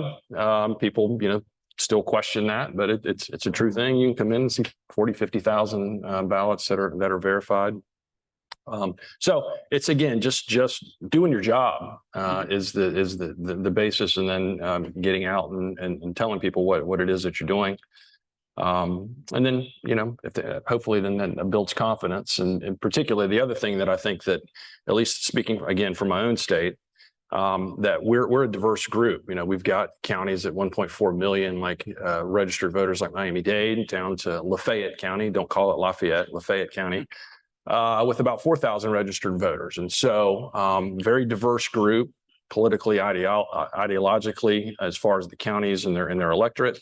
But we work together as a cohesive group. There's several of my colleagues, I couldn't even tell you what their party affiliation is, because we all have a shared mission. And the thing that I think you can probably speak to, everybody on the stage can speak to, is that election officials are some of the most collaborative bunch of people that you'll ever find. They're willing to help because we understand that we all succeed and fail together. So part of it is also working with other election officials, like personal improvement. How can I do my job better? How can my team do our job better? And I think that's the basis of what we continually try to do. And Lieutenant Governor, as a former official who helped, migrate from poll site voting to all mail voting, Utah is kindred spirit here. Tell me what you're doing in Utah and what you're seeing in your counties and what you're doing at the state level to prepare for 24.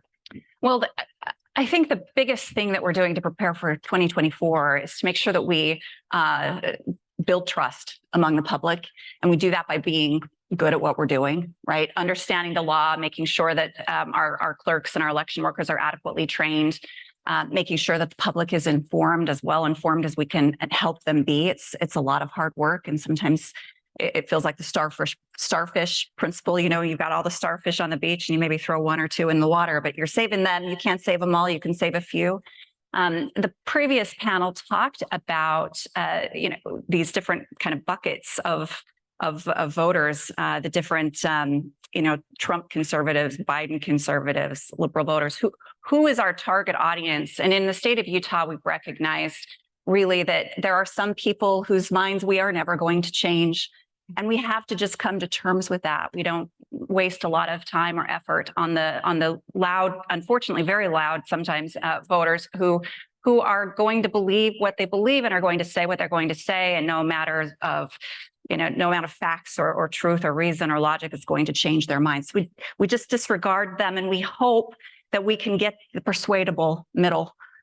We hope that we can stave off some of the folks who might go to Thanksgiving dinner with their uncle and hear something and then be persuaded by that. We hope to become that authoritative voice and source, and recognizing that proximity is important to gaining trust. We've really mobilized our local officials. We had a big ad campaign last year, and it wasn't just TV ads or radio ads. It was a big effort to help people understand that those who are running the elections are their neighbors. These are the people that you go to school with. These are the people that you meet at the grocery store, that are in your church, that are your neighbors, your friends. These are who run our elections, not some faceless, nameless bureaucrats in Washington, D.C. It's the people in your community are the ones that run your elections. And if you trust the local elections, which most people do, Those are the same elections where your federal officials were elected. That's the same election where your president was elected, where your governor was elected. And so helping people identify that we have found to be very helpful. Also being very transparent about our election processes, and they're complicated. I became lieutenant governor in January of 2021. Before that, I spent 8 years in the Utah State Senate, terrorizing, I'm sure, the executive branch. Now that I'm in the executive branch, I understand a little bit better. I didn't mean to. I didn't know what I was doing to people, but working on policy, which is what the legislature does, right?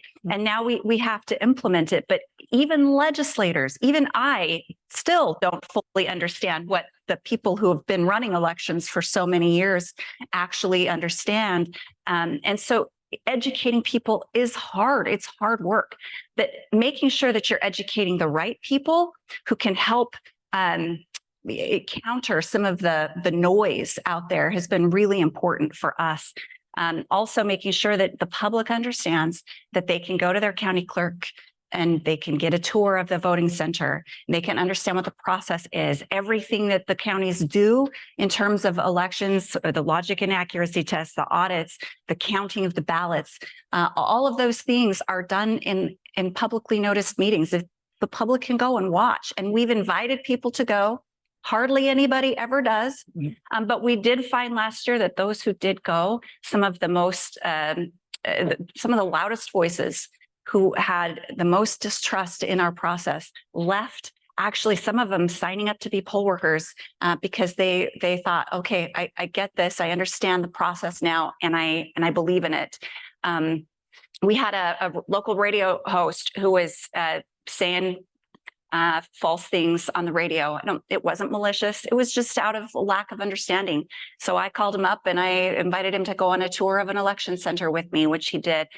It's that sort of hand-to-hand combat, for lack of a better term, that is really effective in countering some of the loud voices. It's not going to get everybody, but that sustained effort is part of the durability question. It is very needed to make sure that we're continuing to build trust, and it happens over time, and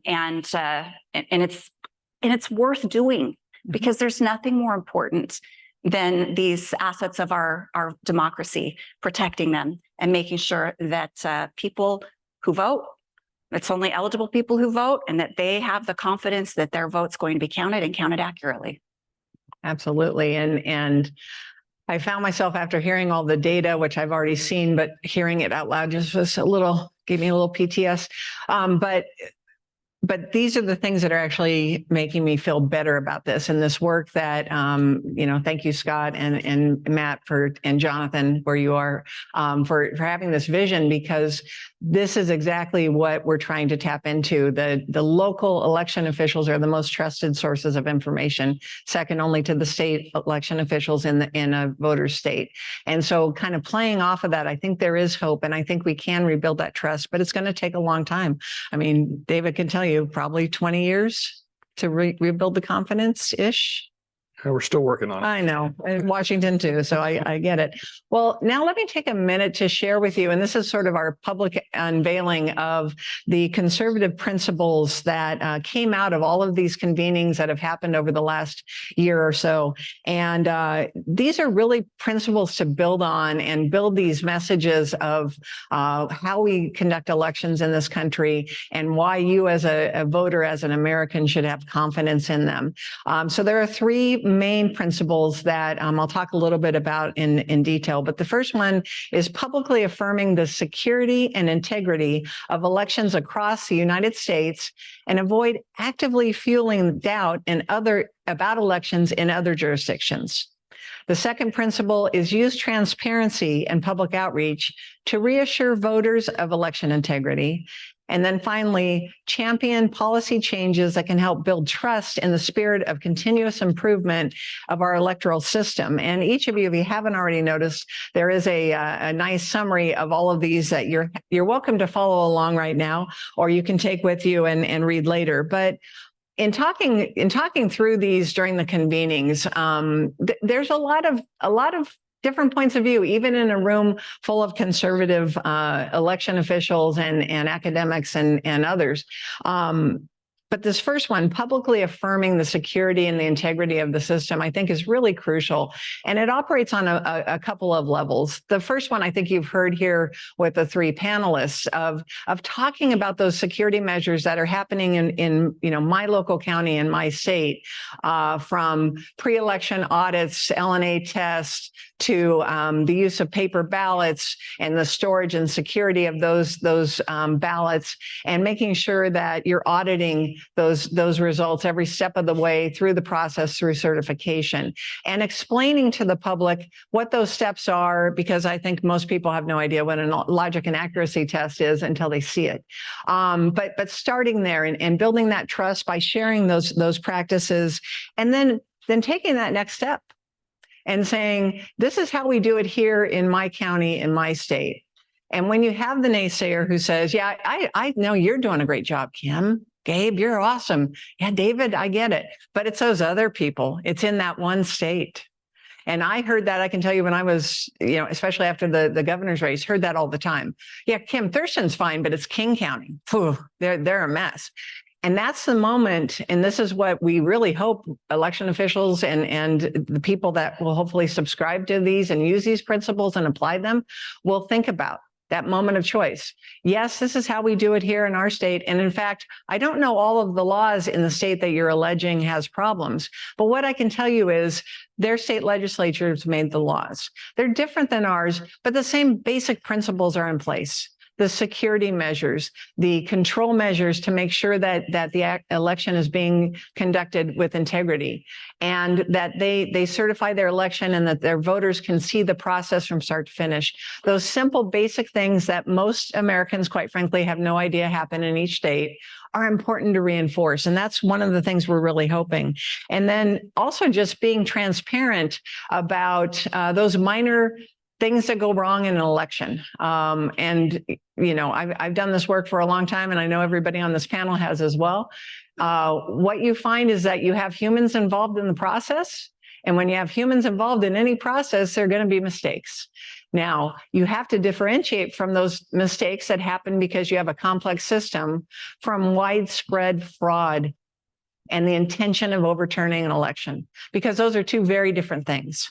And I think that's one of the things that is going to be a very important focus going into 24, because that's what's going to happen. We saw it a little bit yesterday, and I'm glad you were on Twitter trying to right the wrong. Mistakes are going to happen. People are going to put the wrong paper into a printer at the polling place, and it's going to cause lines because it's not working. That doesn't mean that it was fraud. It doesn't mean it was voter suppression. And that's the type of conversations that need to happen in communities throughout the country. The second area is using transparency and public outreach to reassure voters. Dovetails into what I was just saying. Invite people in to see how the election is conducted. How do you process an absentee or mail-in ballot? How are the checks and balances in the polling places or vote centers in place with a Democrat and a Republican representative, and those checks and balances that election officials, quite frankly, take for granted, and poll workers might as well. The public may not know it. And then I was really happy to hear the examples that were in the remarks already. Share those with the trusted voices in those local communities.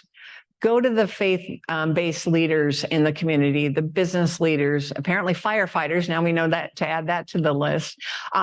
Those community leaders and groups that are out reaching people, they're probably the most powerful influencers that we have. And I realize it's hard to go, through the whatever, how many thousands of counties do we have across the country and municipalities that do elections, somewhere between 8,800 and 10,000, depending on who you talk to. But we have to start there, because that's where the people trust the information. And then finally, championing policies that really do help build trust in the system and have that spirit of continuous improvement. And the lieutenant governor was the one who kind of shared that in an earlier meeting. And I love that, because every election is a learning opportunity to improve the next. And sometimes you get to do that on the front page of the local paper or on the 5 o'clock news, but it's always constant improvement. And one of the things that I really love that has come out of these convenings is some of the ideas and these policy recommendations. The first one, pre-processing ballots. And coming from a vote by mail state and having elections where we were sitting on hundreds of thousands of ballots that we received election day, it was imperative to have that time to process as many as we could before 8 o'clock when the polls closed. So we could release the results quickly after the closing of the polls, and you didn't have that time gap where people will fill the void. And if you have a large amount of ballots that are uncounted, I guarantee you every day that clicks by, it's more time for the naysayers to fill the void and tell you what's happening, tell the public what's happening. Ballot tracking. This is a practice where a voter can check their absentee or mail-in ballot from the time they put it into the drop box or mailbox to the time it's ready and approved for counting. And states are doing this. Many states already have it in place.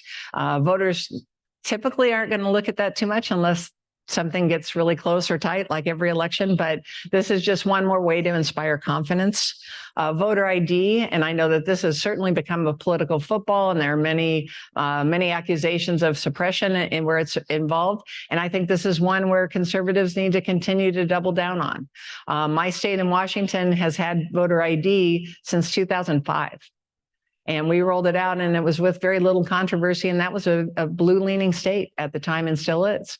And it hasn't suppressed voters, and it has been empowering because it inspires confidence. And I think we're seeing that in states. And I think the Georgia experience is a really good example of what we're seeing is that it's not suppressing voters, and it's a narrative. It's a political narrative that we can counter with the actual results. Pre-certification audits. I think many of you, I hope all of you in this room know that election night at the close of polls and when results come out is not the end of the election. It is for the media often, and it is for many voters. But in the world of elections, that could be another week or two, or as much as almost a month. And I know, who was it that was just saying that drives them crazy, that people hate that long window. But in states, particularly on the West Coast, they have long certification windows for a reason, to make sure that they get everything right. Make sure that every eligible ballot is cast and all of the ineligible ballots are reviewed thoroughly before they're rejected. And these are important steps. And so again, differences in states have to be respected because there's a reason their legislatures put those into place. And so having audits during that window of certification is just another way to continue to inspire confidence, to show that the electronic results that we have produced over the last 2 weeks match the physical paper ballots that spit those results out. And finally, paper ballots. I'm a big advocate. I know that states have been moving towards paper ballots as their standard, and having them be marked by a voter is good too. And please don't confuse that with hand counting those paper ballots, because other than recounts and audits, I would not advocate that practice. But paper ballots are a way to physically go back and have something to argue about. And if it's all electronic, the challenge then becomes, you have to look through millions of lines of code to prove that there was no code in there that threw the election. So anyway. Okay, so with those principles in mind, next what I'd like to do is kind of talk about the principles from your perspectives here. Let's start with you, Gabe. What do you think about the principles? And we already do all this stuff, so I'm fine with them. Okay. I mean, the thing about this is about conservative principles. Every single one of these is ridiculously common sense. If you argue against it, you're arguing against the common sense of the average American, who thinks, I've got my ID to do everything else I got to do. Maybe I should do it to vote. They should do pre-certification audits to make sure the machine's counted. We should do ballot tracking. All these things are extremely common sense. And the good part about them is I think we can have generalized agreement on how to do these things. Should we have more audits? I think we should always have more audits. And you should never have a law that prevents your local jurisdictions from doing more audits if they so choose to enhance the confidence there. We have one guy in our state, in Bartow County, that he audits nearly every single race. He invites people in. We can't all be Haydar Garcia and be able to talk every election denier through every single process. But some other things that we're doing on the transparency side, we've launched a data hub. One of the things we learned in 2020 was somebody can make a claim. They dropped hundreds of thousands of ballots in at midnight. We're like, no, these were the same, 1.3 million advance ballots you knew on Friday were there, guys. Nothing changed, but they came in at different times. So now we have a data hub that you can go to as a voter and see on Tuesday, there were this many absentee in person, which is early voting. There were this many ballots accepted. There were this many ballots that were rejected. There were this many ballots that were cured. You can see the entire process on a single page. You can go county by county, district by district, and you can see all of it. We spend a lot of money on that, and it's getting a lot of good coverage, and we talk about it all the time. So transparency is important. Our counties do a good job. These all make easily common sense. And if you're in a policy situation, you can really put your legislators on the other side in a corner. I mean, they love to talk about voter ID as a voter suppression method. Every study has showed that's not true. We've had record turnout in Georgia, the presidential in 2020 in the middle of a pandemic. We had record turnout in 2020-22 for a midterm after we passed the Election Integrity Act. Our systems work. You can get registered easily. You can vote easily. It's really hard to cheat. If you follow these principles, that can enhance people's belief in this. We did UGA did a poll with MIT, and 90% of the people in Georgia thought that the election was pretty well run in 2022. Now, the problem is, it goes back to what we talked about before. I think a large reason that some of that swung was Republicans won everything. So other than Herschel Walker, who lost in the Senate race. But I mean, Brad was elected with the biggest margin of anybody in the state. Kemp crushed it. I mean, Stacey Abrams coming back for her thing. She was beaten by over 300,000 votes. She actually conceded this time. So that was a good step forward for us. And one of the other things that we did tactically in the primaries in 2022 was there's 3 different races that were very, very, very close, 42 votes away from having to go to a recount, those kind of things. Those candidates, Democrat and Republican alike, could have made a stink. They could have stamped their feet up and down. They could have gone to court. In all likelihood, they would lose. And we had people that they trusted, and some of us in the office reached out to them saying, yes, you have every right to go to court. But to make Georgia better, elections better, and America better, graciously take the loss and move on to the next thing. There's a certain irony with that. If Donald Trump had graciously taken the loss and moved on, he'd probably be waltzing into the White House right now. So there's a lesson in that for a lot of people. Lieutenant Governor, how would you make a difference, or how do you think it would make a difference if these messages and policies were widely adopted? Well, I think, as Gabe said, they're probably widely adopted in some ways. What I want to talk about is that number one, that first one, publicly affirm the validity of elections in other jurisdictions, in other states. This is something I think maybe not all of us are guilty of this. I know that I am, not understanding how harmful it is to say, well, we're doing things great in Utah. I don't know how they do it in Wisconsin, but in Utah, we're good. That's harmful. And pointing this out, that it's damaging to the overall system. It's damaging to overall trust in elections. It's contributing to the problem that we're all here trying to solve.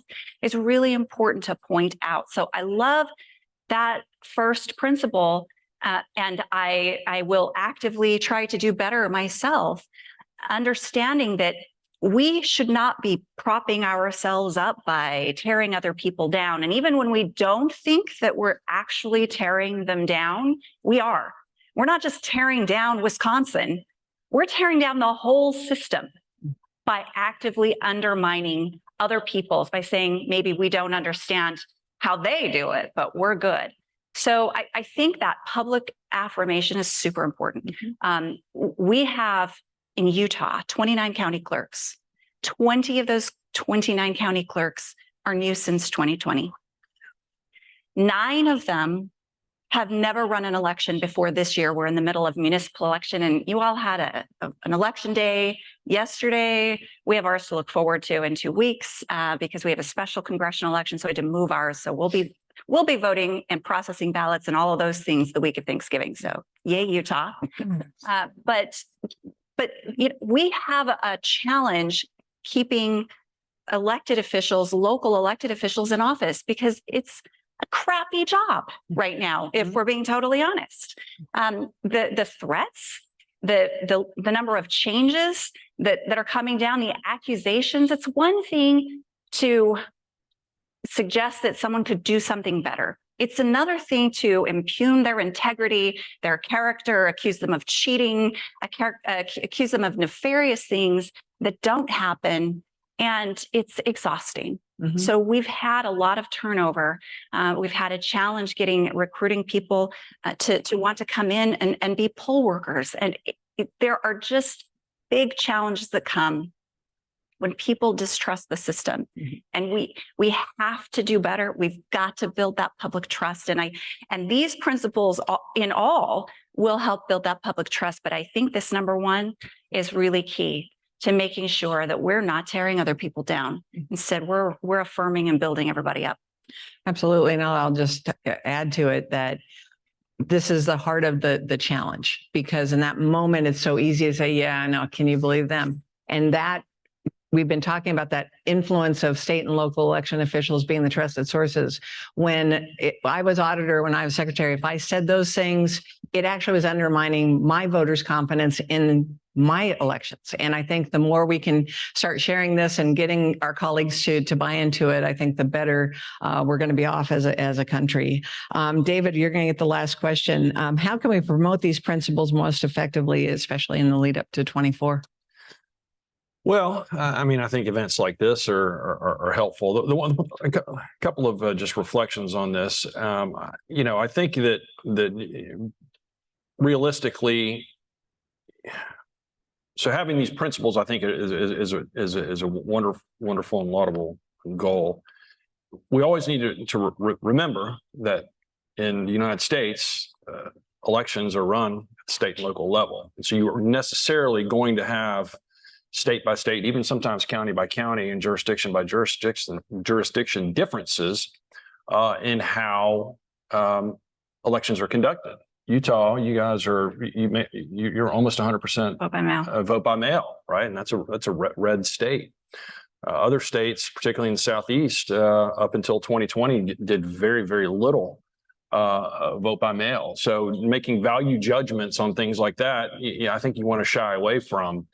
One of the things that, as far as the principles are concerned, one of the things that Florida deliberately has done, and again, I'm talking about the policymakers over the years, particularly since since 2000, is has made a conscious decision to focus on the pre-processing of ballots. And I told this story yesterday, but we actually have a state law that within the first 30 minutes after the polls close, we have to report all of our vote by mail ballots, otherwise known as absentee in other places, that we've processed to date, as well as 100% of our early in-person votes, which generally averages about 2/3 of the votes that are cast in any given election.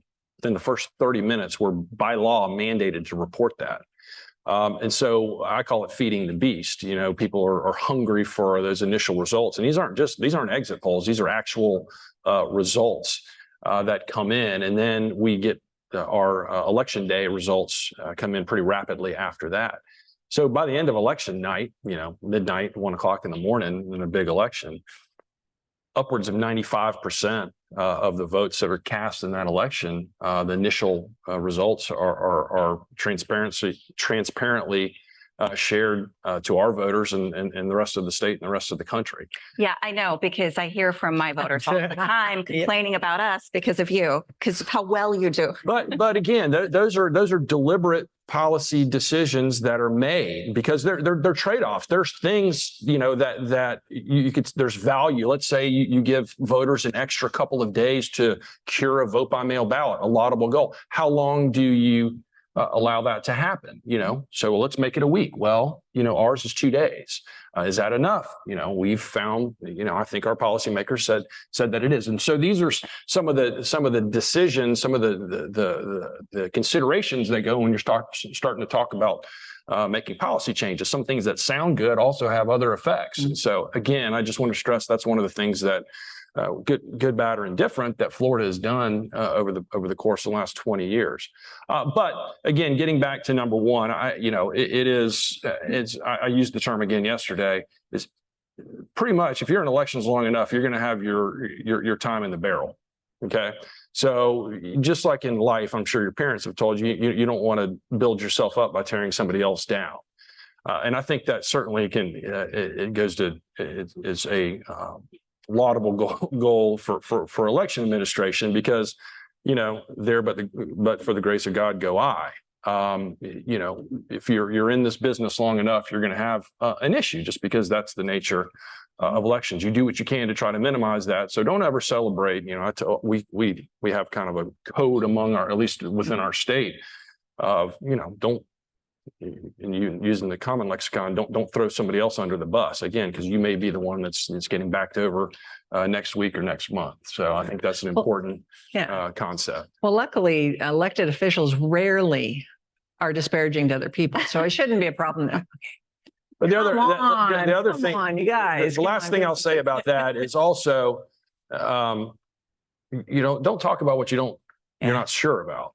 You know, you hear things about how things are done in a particular state or a particular jurisdiction, or something that happened over there, because, you know, you get out over your skis on something like that, and you're gonna have to walk yourself back, or you know, particularly if you don't completely understand it. So there again, I guess my point is, and I'm land the plane here, is it's nuanced, right? It doesn't mean you have to go out and, you know, defend everything that's done in all 10,000 jurisdictions, but there is the ability to sort of refrain from piling on or talking about something you really don't have the ability to fully understand. We can't be part of the weaponization of human frailty. Yes. That's the real issue here, and that happens a lot in this particular space, unfortunately. People are going to make mistakes, and you got to give grace on those. But the good part about it is nearly every single state and every jurisdiction has, the reason we know about the mistakes is because we caught the mistakes and we corrected the mistakes. Right. I mean, that's the reality of it. So you get the final vote count proper. Everybody's supposed to vote votes. Everybody is a legal voter, and they vote one time. Those are the principles of it, and that's the final say on it. Right. Okay, we've got about 5 minutes before the next break. Does anyone have any questions? Seriously? Come on, guys. Yay, we have a question. We do. Okay. We apparently have 10 minutes. If you want to make the perfect brisket, this is how you start. Yeah. Well, hi, everyone. My name is Maria Steffen with the Horizons Project. Thanks so much for a really excellent panel. My question is, we were reflecting together yesterday on the principles, on the 3 principles.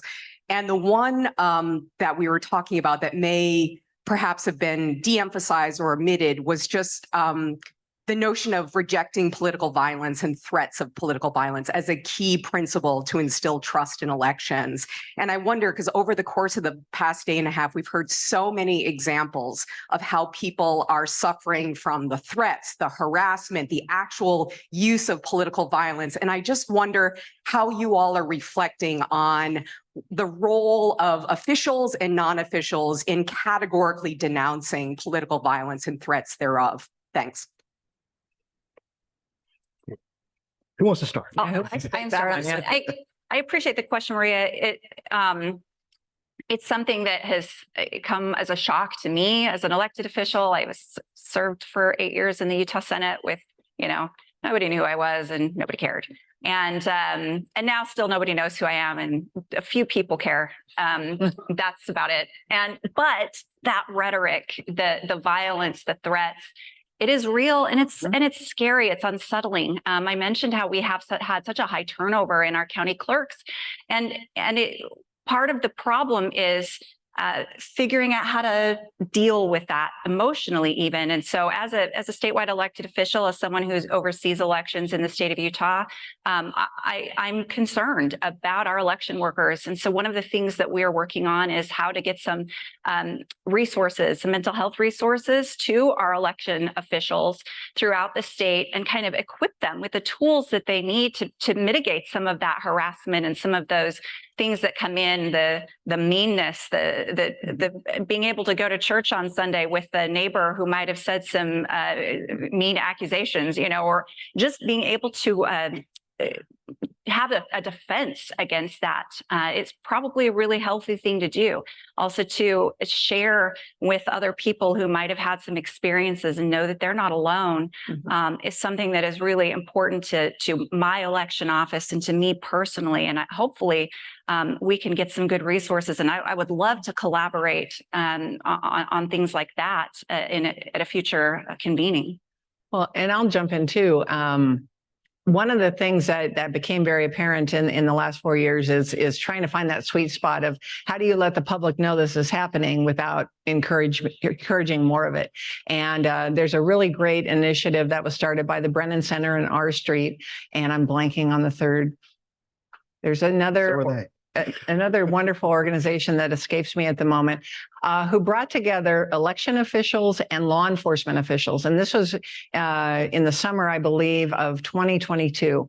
And it was a really powerful discussion. It's called the Committee on Safe and Secure Elections.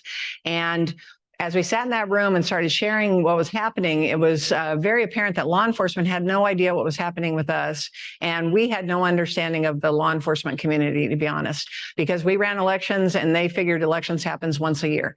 And so when we started asking things like, we're receiving threats and you're not prosecuting these death threats that my staff and I are receiving, and they're horrible. You know, someone said that, you know, I hope that you get assassinated. That should be something actionable. And law enforcement sat there and explained to us, the sheriffs and police chiefs in the room, actually, it doesn't raise to the legal standard that we can act upon it. And that was really enlightening for the election officials in the room. And they explained the difference of saying, I hope someday that your family and you die in a very violent, awful way is protected by the First Amendment. But saying, I am going to hurt you and your family is an actionable, you know, violation of the law. And so those conversations started and great things have come from it. One of them was Neil Kelly from Orange County, California, former registrar, had been in law enforcement himself. And he said, one of the things is law enforcement officials don't always know what the laws in their own state related to elections are. So if we had a pocket guide for my state and it had all of the citations, I would know when I get a call from an election official that there's someone disrupting a polling place, what I can and can't enforce. And so the committee's been working on that. And I think that we're up to about 30 plus states of doing these pocket guides, and they're available, and you can get that at the website that I don't remember the address to. I'm just doing really good here. But it's things like that I think are what we're trying to do. And it's real. It's been pervasive. It's part of the reason I think we've seen the exodus, and we're working through it. But you're right. Calling out political violence is actually really important, but not ever sanctioning it even with silence. Okay, it's a low bar. Don't hurt people. Don't intimidate people. I mean, the only reason I'm sitting here is because I lost my temper one time about that. No one would care who the hell I was if I hadn't done that on December 1st. But I mean, it's a low bar. Don't use violence. Don't threaten intimidation. And if somebody does it, they have to be held accountable. Right. Call them down. Call them out by name. Don't be nuanced. Just flat out do it. If it's on your team, even more so. If it's on the other team, you have to do it then too.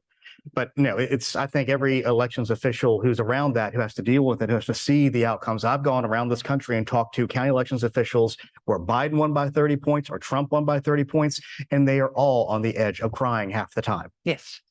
I've cried in front of Congress and on CBS network news. So yeah, I'm good with it.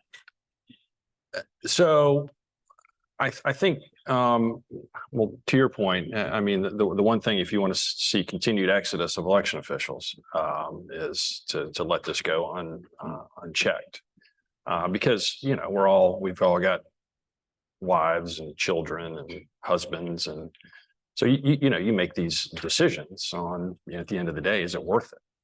Not to overstate it, but and again, but you've seen, I've got friends in other jurisdictions in other states that it's just unconscionable what's happened to them, and the things that you don't, after the initial headline in the newspaper, what they have to go through in the days and months, and what changes in their daily life they have to make because of these things.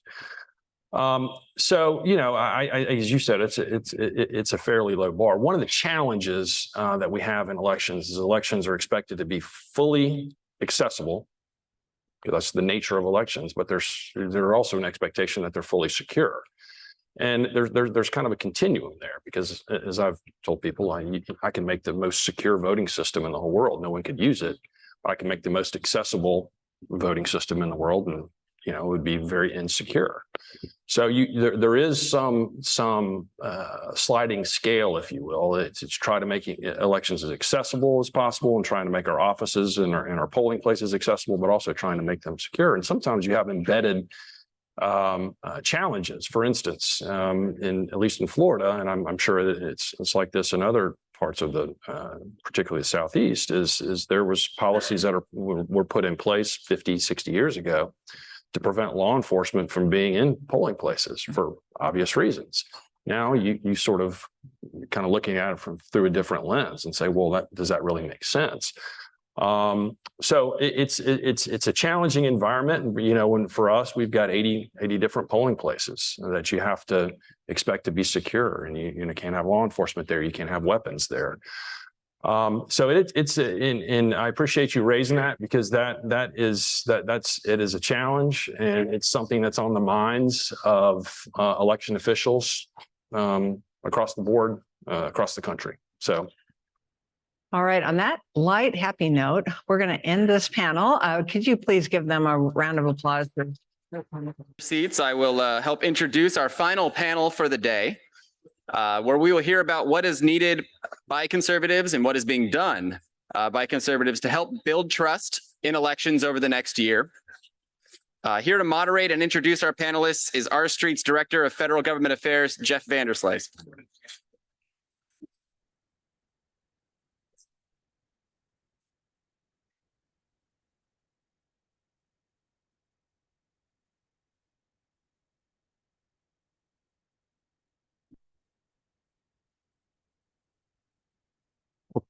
Thank you for that introduction, Matt, and welcome back to our next and final panel discussion for today, titled "The 2024 Election: What's Needed from Conservatives." We're joined here today, and I am thrilled to be able to introduce to all of you our distinguished panelists for this discussion, each of whom, as you'll hear, have engaged in various efforts, both inside and outside of government, to help promote public trust in elections. Ben Ginsberg is the Volker Distinguished Visiting Fellow at Stanford's Hoover Institution and co-chair of the Election Official Legal Defense Network. Amelia Gardner is Commission Chair of the Utah County Commission. And finally, Scott Turner is the Executive Director of Eternal Vigilance Incorporated and a former state representative from Georgia. So welcome to each of you, and thank you for doing this today. We'll turn to a discussion about what each of you are doing in your various capacities in just a moment. But before we get there, I'd like to give you each an opportunity in your own words to sort of establish what you see as the current state of public trust in our elections. And if Ben, you want to go first. Sure, happy to. Thank you for having me and for this discussion over the past couple of days. It's been immensely helpful. As you've heard, as you saw in the Gallup polling information, the state of public confidence in elections is, to be gentle about it, kind of tenuous. 30% of a population not having faith in the credibility of results is probably not long-term sustainable for a democracy and for the current system of government. So it's absolutely essential to reestablish that trust and confidence. I do think that there are a few things that can be done. The panel you just had with the election officials and talking about actions that they take to talk to voters who doubt, the transparency that they use is absolutely crucial in that. I also think there needs to be real introspection among those who are worried about the state of the democracy.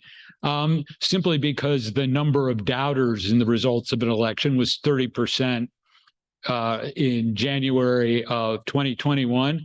And you know what? It's still 30%. So over the last 3 years, the efforts of many media outlets, the efforts of many nonprofits have not succeeded in denting that number. And that's a real problem. So a couple of things that really can be done to this. The first is there's been a reluctance to engage with election doubters, not so much on the local level by election officials, but more systemically by the conservative movement and by others involved in the area. And so the Gallup information and what was said on the panel about figuring out the message, the messengers, the media channels, the social channels to reach election doubters is really, really crucial to do. And secondly, I think it's imperative, and we'll talk about this more, to attack this on a local level instead of a national level. The national level is so poisonous, which we know as Washingtonians, but I think which everyone else feels, that local solutions really pinned to the local election officials is great help, and the nonprofits and conservative groups is the way to tackle it. That's great. Amelia, do you want to add anything? Yeah, I was faced with this problem a few years before everybody else. I ran for office originally as county clerk in 2018. And during the cycle that I was running for office, our governor called the election office of Utah County the epicenter of dysfunction. Wow. That was a great quote for my campaign, but not so much for the morale of the office.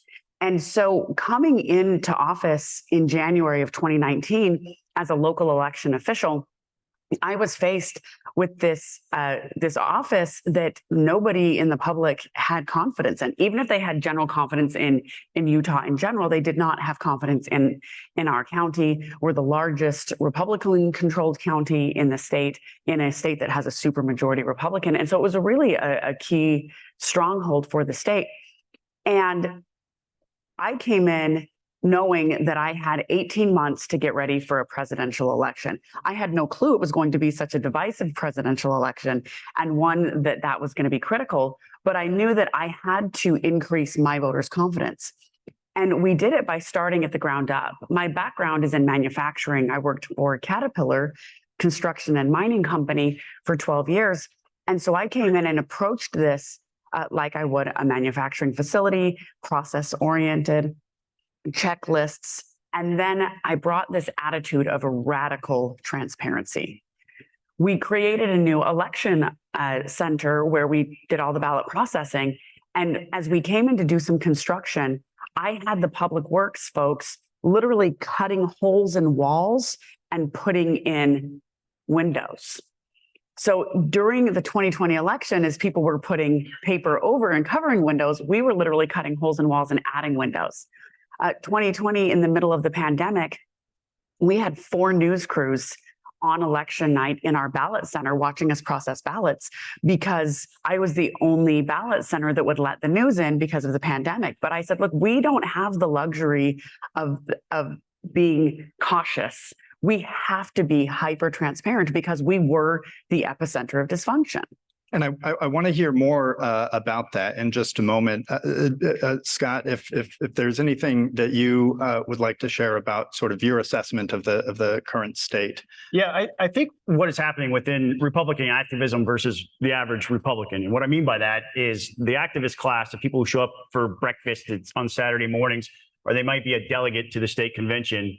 Like there's a demonstrable disconnect between their rhetoric and their behavior and their beliefs and with the average Republican who would pull a ballot specifically in Georgia.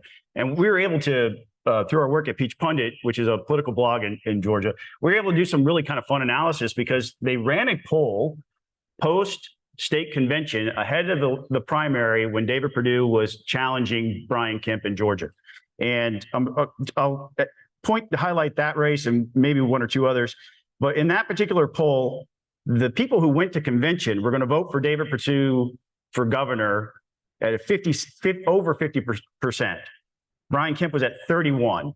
Fast forward to election day, primary election day, Brian Kemp beat David Perdue by over 50 points, 73 to 21. So that race, our AG race, had Chris Carr losing to a guy named John Gordon, who was a Trump-endorsed election denier. John Gordon got 71% of the vote in the poll of people who go to convention, and Chris Carr, our sitting AG, got 29%. And then in the election, that flipped. Chris Carr got 73%, and John Gordon got 26%. Jody Heiss was winning with 68% over Brad Raffensperger in that poll. And Brad Raffensperger clearly won nomination without a runoff in a four-way race. So there was, yes, Gabe is in the audience. So what I see heading into next year is you have a very committed and very loud group of people that are in the extreme minority that are also Republican, that are given an outsized influence amongst our elected officials and leaders. And they are driving public policy in a way that's very uncomfortable for us, who realize that they are not in touch with the soccer mom or the suburban dad who decides that he's going to pull a Republican ballot on primary day and vote Republican in a general election as well. And so that is an issue that I think we need to continue to work on. In your assessment, how do you think we've gotten to this point? Because we're going to get to solutions in just a moment, but to the extent you feel comfortable talking about this, what has gone wrong, in other words, and why are we at this point today? I think one of the things that has gone wrong, there's a connect between the ease of doing something and your perception of competence. So if someone has a really good experience, a smooth experience at the DMV, they think their state government is competent. Voting is no different. Your average person comes in and if voting is easy and accessible for them, then they have higher confidence in the results. But this hyper partisan group that you're talking about, what's wrong with them is that their person didn't win. Right. And I think we've seen this historically a little bit on both sides. If a Republican wins, then the Democrats think it didn't happen. And if the Democrats win, then the Republicans think it didn't happen. But I think what we're seeing differently now is the contingency that is embracing that and becoming almost vitriolic with it is being empowered. You know, I'm old enough to remember Mr. Ginsburg's excellent work in 2000. But post that, I'm also remember Dick Gephardt saying George W. Bush was not a legitimate president. And it seemed like that was the first time in my lifetime that I really recognized, I think it was 25 years old at the time that happened. But in the preceding years that have followed that, it has become all too common for somebody who doesn't like the result of the election to question the results of that election, either by claiming fraud or voter suppression. You know, I wrote a piece where I talked about how Stacey Abrams and Hillary Clinton paved a road that Donald Trump drove a Mack truck down. We were not in new territory. And so you see the legislature in Georgia do things like SB 202 and then get maligned in the press. And then we have post-election polling that shows that not a single African-American, not one respondent to that poll. It was done by UGA, so not exactly a bastion of conservatism. But in that poll, they could not find a single African-American that said that they felt like that it was harder for them to vote than it was from before SB 202 was signed into law. And yet the media narrative slays Republicans over that. It's voter suppression. And even like this past week, Stacey Abrams is on MSNBC maligning our Secretary of State and governor, saying they are still suppressing the vote. And there's zero evidence to that. And so it happens on both sides, and it's been happening for a very long time. So if you ask me what I think went wrong, I think you could find a lot of the root of the problem started in 2000 with that election. Maybe.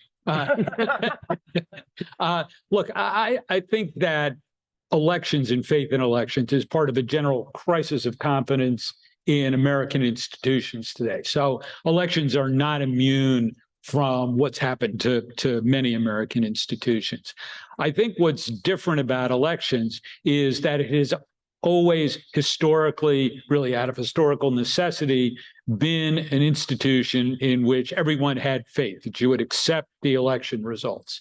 And so 2016, I would say, I mean, I think that's a fair point about partisanship and where it started. Things got turbocharged in 2016. We never had a major candidate for the presidency say before the election's rigged. That got doubled down in 2020. That's going to take a toll. And I think that generally the pro-democracy movement has not shifted its strategy or tactics to take into account how poisonous that can be. And that's part of what I was talking about, what I meant when I said we're sort of talking past each other these days. And you need to figure out the channels of communication, who the trusted messengers are, what the message should be to bolster faith in the institution of elections again. That's helpful. And I think that's a nice segue into my final question for this sort of section. But before we talk more specifically about your work, you've sort of answered this question, Ben, but what in everyone else's view, and if you have anything to add, of course, needs to be improved or changed to improve public trust, right? Is this simply a communication issue? Is it a public education issue? Do we need better public policy? Do we need better and more disciplined candidates, particularly those who end up losing elections, right? So what is the thing that needs to happen? Maybe it's all three or something else entirely. Well, I think the days of making an election law, setting it and forgetting it are over. I think from now on, the concept of voter confidence is a moving target for the rest of our lives. There's always going to be a new threat on the horizon that we're, as policymakers, we're going and advocates, we're going to have to try to get ahead of. It's no longer okay to let the crisis happen and then react. We're going to have to, in this concept of continuous improvement that we've talked about over and over again in each of the sessions that we've had with the SNF Agora gathering, that needs to be adopted by every election official and every legislator and policymaker and advocate in the country, and recognize, because the SB 202 narrative in Georgia was that we were only doing this because Donald Trump questioned the results of the election in Georgia. But again, going back to 2000 and to Hillary Clinton convincing half of the Democratic Party that Russians hacked the election and stole it on behalf of Donald Trump in 2016, this is a bipartisan problem that we're going to have to give each other grace and try to figure out how do we get ahead of the problems. The analogy of whack-a-mole has been used. I like to say stomping out fires before they become, wildfires. That is going to have to be how we react moving forward. I don't see any way that we can get around that. He makes a great point. If you look at the history of election administration, there really weren't great strides made unless there was a crisis that triggered that stride. Going all the way back to before I was born in the 1970s, you voted at your polling location and they counted it there. Well, then in the 70s, they came out with the punch cards, and then hanging chads, because all of us now know what chads are, hanging chads brought in the electronic voting machine, and that brought in the Diebold machines. And those machines stayed until we had the next crisis. We typically have about every 20 years, a generation will get one major change in elections up to this point, and that change was fueled by a crisis. Election administrators had really in the past embraced this attitude of, if it's not broke, don't fix it, right? And that's really how a lot of the election world was. This idea of looking at it as continuous improvement really resonates with me coming from the manufacturing world with lean manufacturing and Six Sigma. We did this at Caterpillar all the time. That's going to be a big part of that, is embracing this, that we can't sit on our laurels, but part of that is funding. So I had three things that I think we need to look for. One of them is funding. My predecessor, one of his claims to fame was that he hadn't changed the budget for his elections division in his whole term in office, 12 years. Our population had doubled and his budget hadn't changed. That also means that he didn't have any new equipment, that he hadn't improved his processes, that he wasn't keeping up with wage growth and inflation, so he had underskilled workers. I mean, we need to be willing to fund elections. Elections, being a core function of government, are funded out of the general fund at a government, and that general fund has to compete with criminal justice and first responders. It's the same fund, and we need to realize that elections matter and we need to fund them. I think the second thing that we can do is radical transparency. If you can see every step of the process, then it's hard to say it was stolen. And the third part of it, and I think this is one thing that every one of us sitting in this room can do. We might not all be able to change the general fund, but one thing we can do is we need to stop rewarding the folks that get attention when they claim the election was stolen, and we need to question them. So it's twofold: stop rewarding them, but then also question them. When someone says the election was stolen, say, show me the proof. When someone says, well, you might be okay, but they're not okay over there. Okay, well, then what are they doing that you think is not safe? We need to be willing to question and to stop rewarding the bad behavior. Anything to add? Yeah, I just want to emphasize the notion of transparency that you mentioned and how really important that is. I think that for many, many election cycles, people didn't care enough about the mechanics of elections to ask for transparency. And transparency seems to be part of the key I hear from all the election officials I talk to in terms of busting the myth. What's important to remember is that people who come to rooms like this and even to election administration meetings are self-selecting, and that there are 10,000 or so jurisdictions. Nobody quite knows the number, which is a comment in and of itself. And to really be able to deal with the system as a whole, got to figure out ways to reach all 10,000. In 1967, Ronald Reagan made the following remarks in his inaugural address as the new governor of California.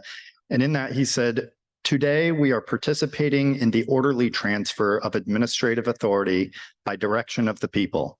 And this is the simple magic of the commonplace routine, which makes it a near miracle to many of the world's inhabitants, this continuing fact that the people, by democratic process, can delegate power and yet retain the custody of it.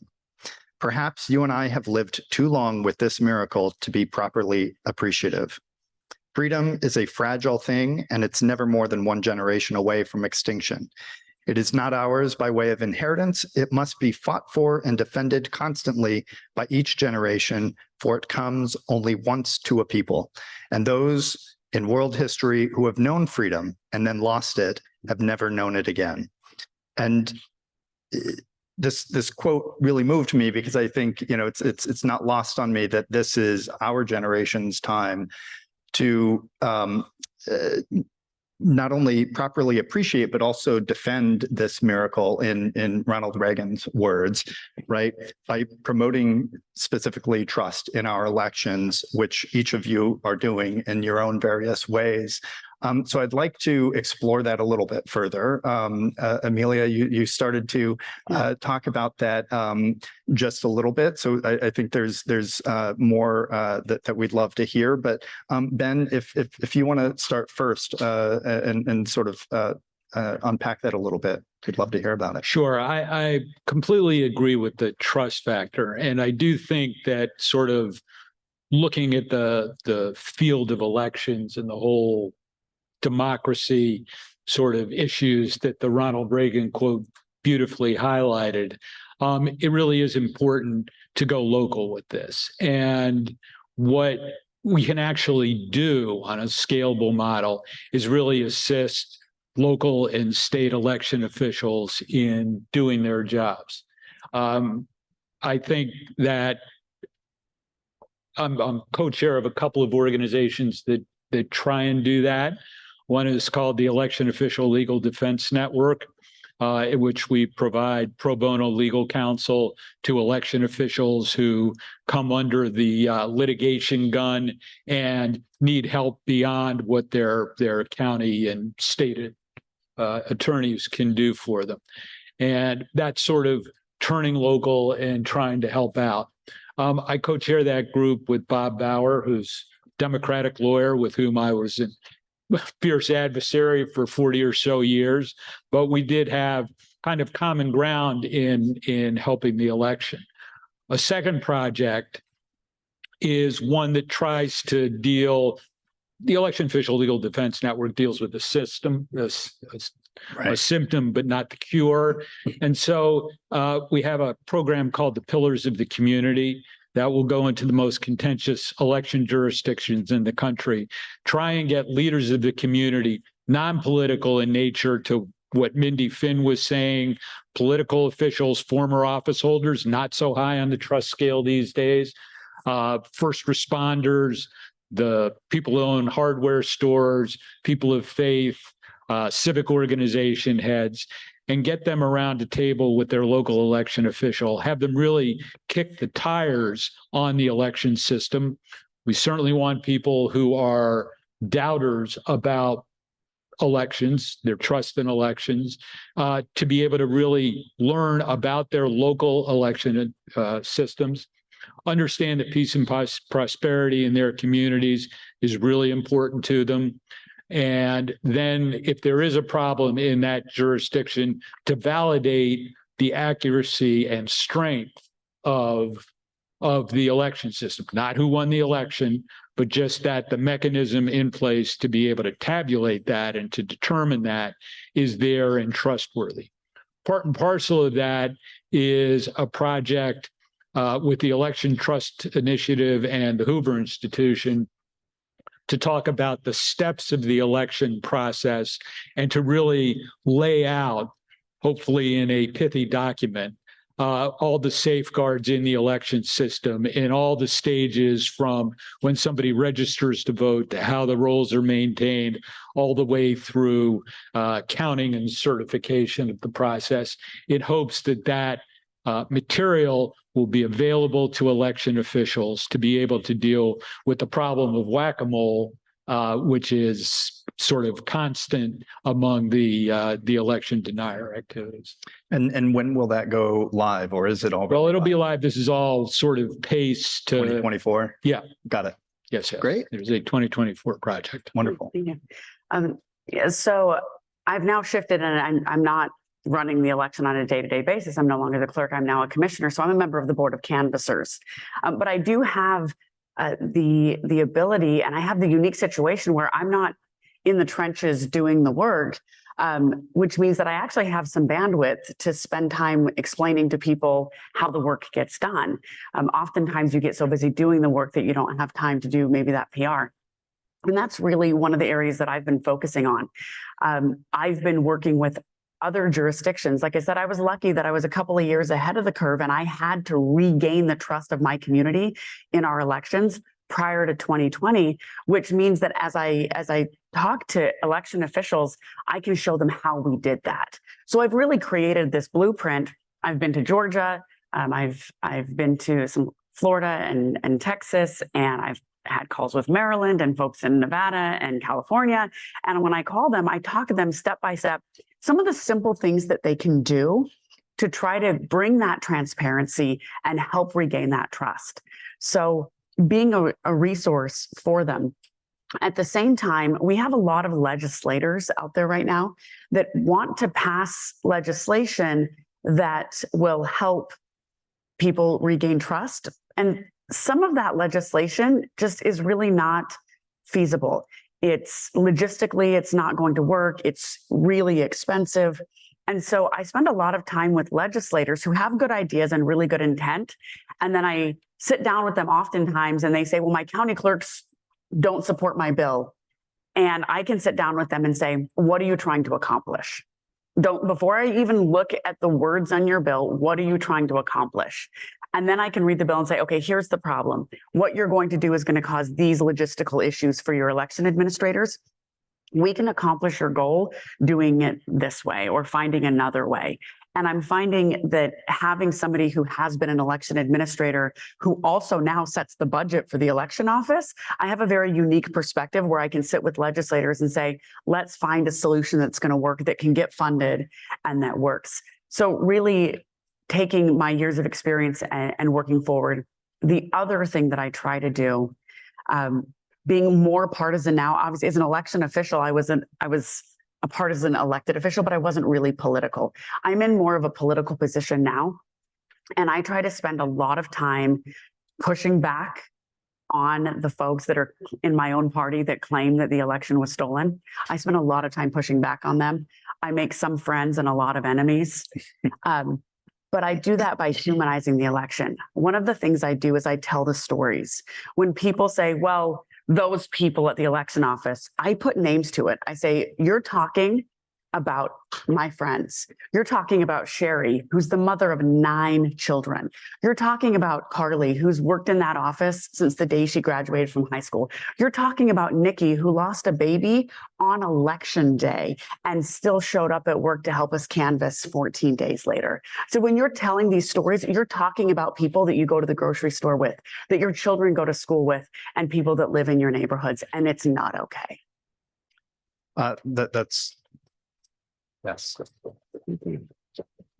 And for both things that you've talked about that you've done, how has that been received? Not only sort of your private outreach to folks across your state and across the country, but also specifically the sort of pushback that you've talked about. You know, I've really been surprised and happy, pleasantly, and encouraged by how much legislators and election officials have been willing to come in and sit down. And I feel like I'm a bit of a translator. This is what I did in my career at Caterpillar. I took engineer and translated it into customer, and then I took customer and translated it into engineer. And I feel like I'm kind of doing the same. I take legislator and I try to convert it into election administrator, and then I take it administrator and I translate it into legislator. And I've actually had a lot of legislators that have been very happy, very willing to change and modify and look for solutions. That part's been very encouraging for me. And I've been happy to, to travel to these states and work with them and see the progress. That's very rewarding. Now, with that said, I've also received death threats. I've received violence threats. I was on the ballot last year for re-election as a commissioner. And there was a crowd of people that would follow me from campaign event to campaign event. I had to block people on social media and then explain to the ACLU that I was blocking these people because they took a picture of my autistic son and was spreading it around.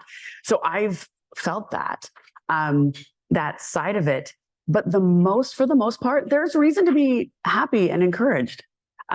People really are responding well. I want to endorse Amelia because I brought her to Georgia to talk to legislators, and the criticisms of some of the reforms that we've offered kind of fall into 2 categories. One is like completely and demonstrably false, and that's like the largest category of criticisms.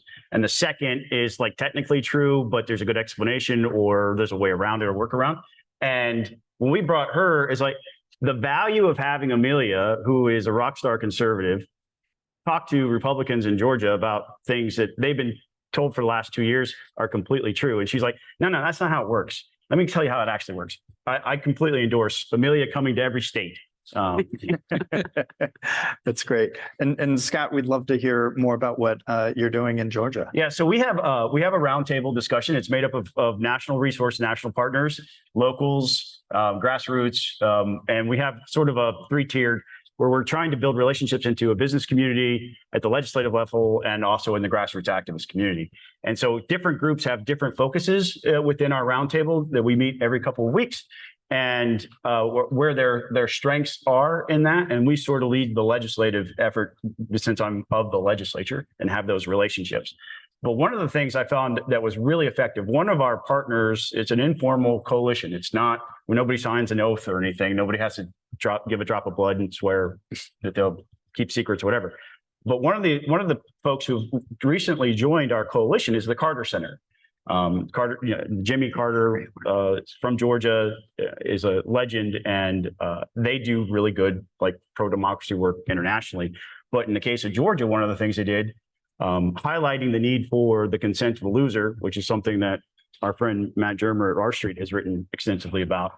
They created a pledge, and they actually got Stacey Abrams to sign the pledge saying that she would concede. And that story is movie worthy, at least a scene in a movie of how they got her to do that. But she did concede, even though now she's still claiming suppression months later. And in the moment, there wasn't outrage from the initial election results. And I think that was a key part of creating that new norm or reestablishing a norm that should never have gone away. That's great. Thank you for that. I think we have time for some questions. Is that right? So about 10 minutes before I'll take moderator's prerogative and ask the final question. But any questions from the audience? While we wait for a question from the audience, one of the things that I instituted at our county that they continue to do that I found is really helpful that may help others. At the end of every election, we sit down with the election team and we would do a debrief and we would ask them what went well, what didn't go so well, and what ideas do you have to make it better next time? And we do that at the end of every election cycle with the entire staff. And that has really helped us continue this idea of continuous improvement. I know that's been a theme today. It wasn't necessarily on our topic on the panel today, but I wanted to put that out there.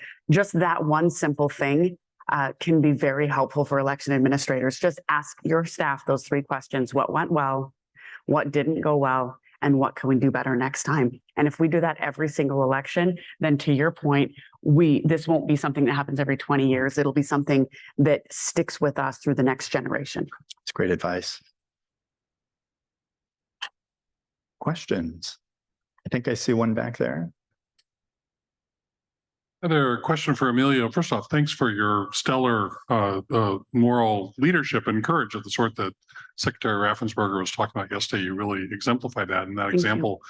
You are in this somewhat unique position that you were an election administrator, now are in the political branch, one level up, that is kind of overseeing the budget and really the administration of elections. What are the kinds of things that people in that role, especially those who may not have had that prior experience, if you were to kind of give guidelines for what they should be thinking about, the political overseers, if you will, of elections who may not be direct administrators themselves, what would be the 2 or 3 things you would encourage them to be bearing in mind as they carry out that aspect of their responsibilities? Yeah, I think the number one thing that every one of them should do is they need to have an intimate understanding of how their jurisdiction processes elections. That's touring the ballot center, whether that's volunteering as a poll worker, all of the above. They need to have a better understanding of the mechanics of elections, because people are showing up at our commission meetings, our public meetings, making public comment, making all sorts of wild claims. It's imperative that every person at this level understand how elections have been run, and they've taken that for granted for generations. They need to show up and they need to understand that. So that's first. The second thing is I think they need to understand that preserving our way of life, preserving the American experiment, means that we have confidence in our elections, which means they need to fund those elections. I'm good friends with Secretary of State of West Virginia, Mac Warner, and when he told me the average salary of an elections director for the state of West Virginia, it was astounding to me. I said, how do you get anybody to take those jobs? And his reply was, we can't get county commissioners that are willing to spend the money to fund the position because they don't want to have to vote for a tax increase. So instead, we've got someone fresh out of high school running our elections instead of a professional. That's not uncommon across the country. So you need to be willing to fund these, recognizing that you are preserving the American experiment, and that's worth paying for. And then I would say the third thing is they need to have the courage, if they know that their elections are secure in their area, when someone claims they're not, do not use our election administrators as political footballs, no matter how loud the cheer from the random people in your commission meeting is. Defend them, because they're listening and they hear it.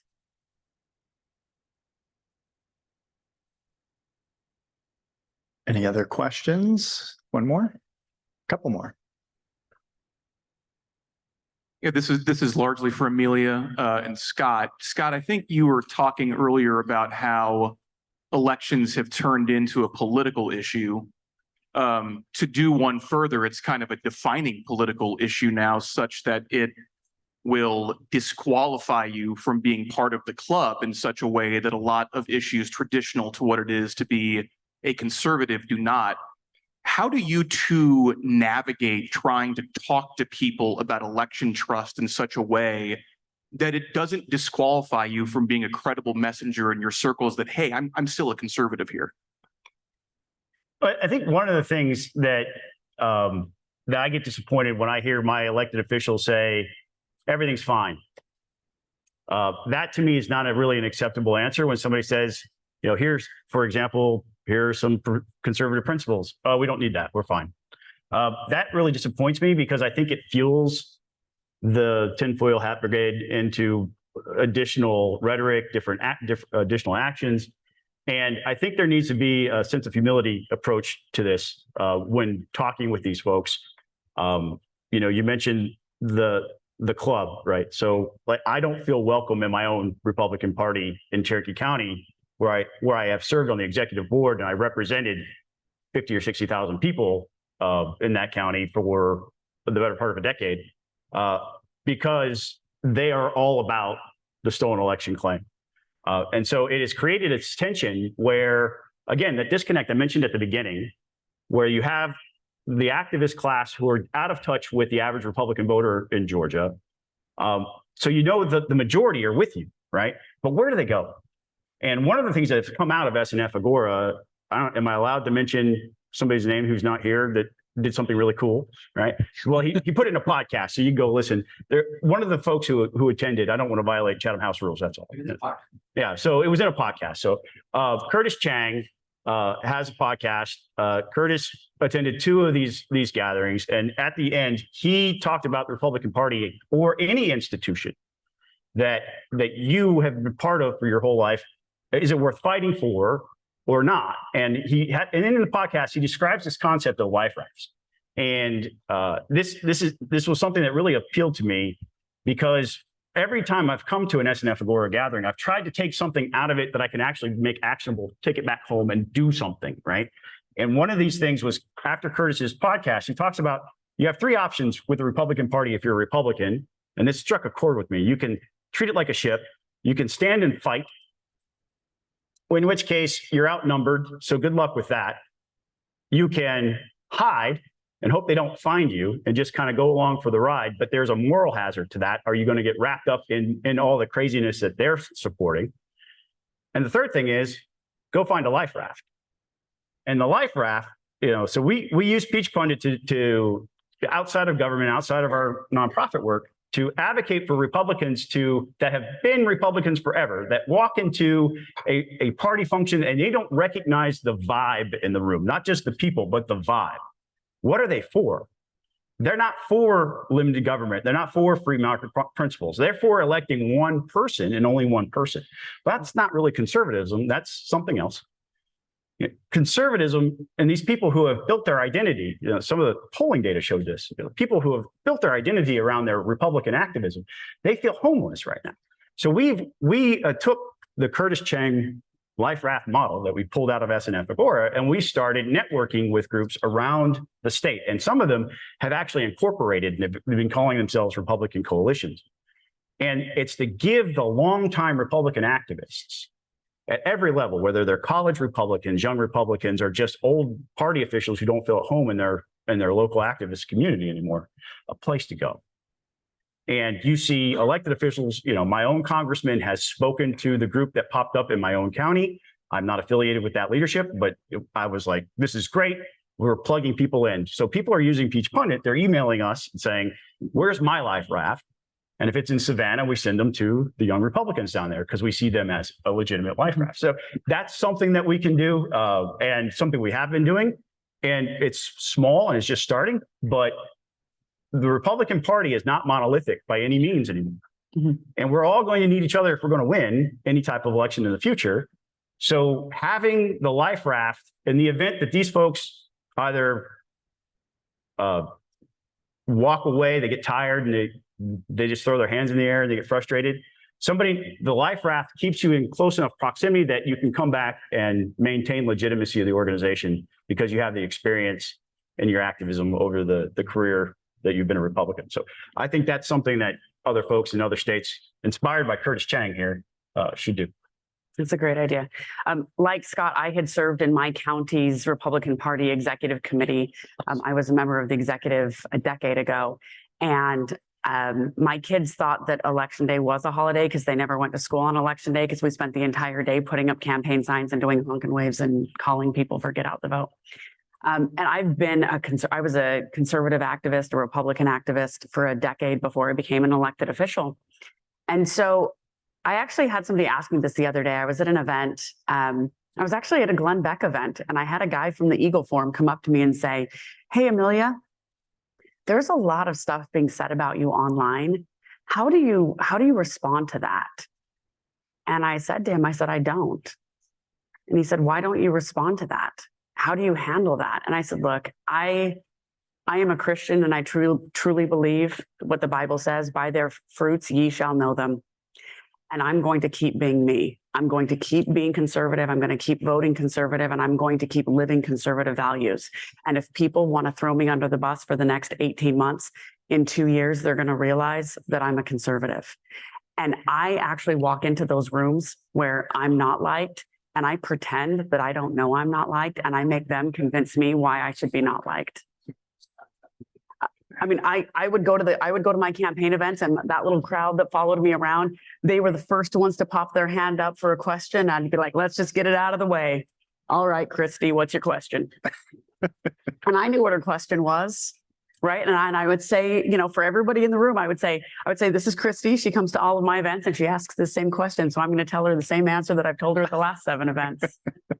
Right. And I would. And, like you say, it doesn't change. And I just explained it to them. There's a group of people that have joined my party recently. And I know it's recently because I was an election official and I've seen their voting records, and they didn't vote for the last decade except for the last several years. And so, for example, they'd be like, "I'm a conservative and I want to know why you're not anymore," because I believe that the election was true. And my reply to them is like, "Look, a decade ago, when you weren't even a registered voter, I was knocking doors, making phone calls, and putting up signs for conservatives. I haven't changed." And do you have something that you'd like to add? Well, just that's a wonderful prescription for election officials to follow, and your courage in that is really admirable, and it's a great way to handle it. I do think that there are tangible things conservatives should do at this point over the next year. And let me just lay out 5 as sort of a closing thing. Number 1 is go local, help your local election officials. Number 2 is engage with election deniers, much as you said, but that's something I think we all have to do to be able to answer the myths that are out there about our elections.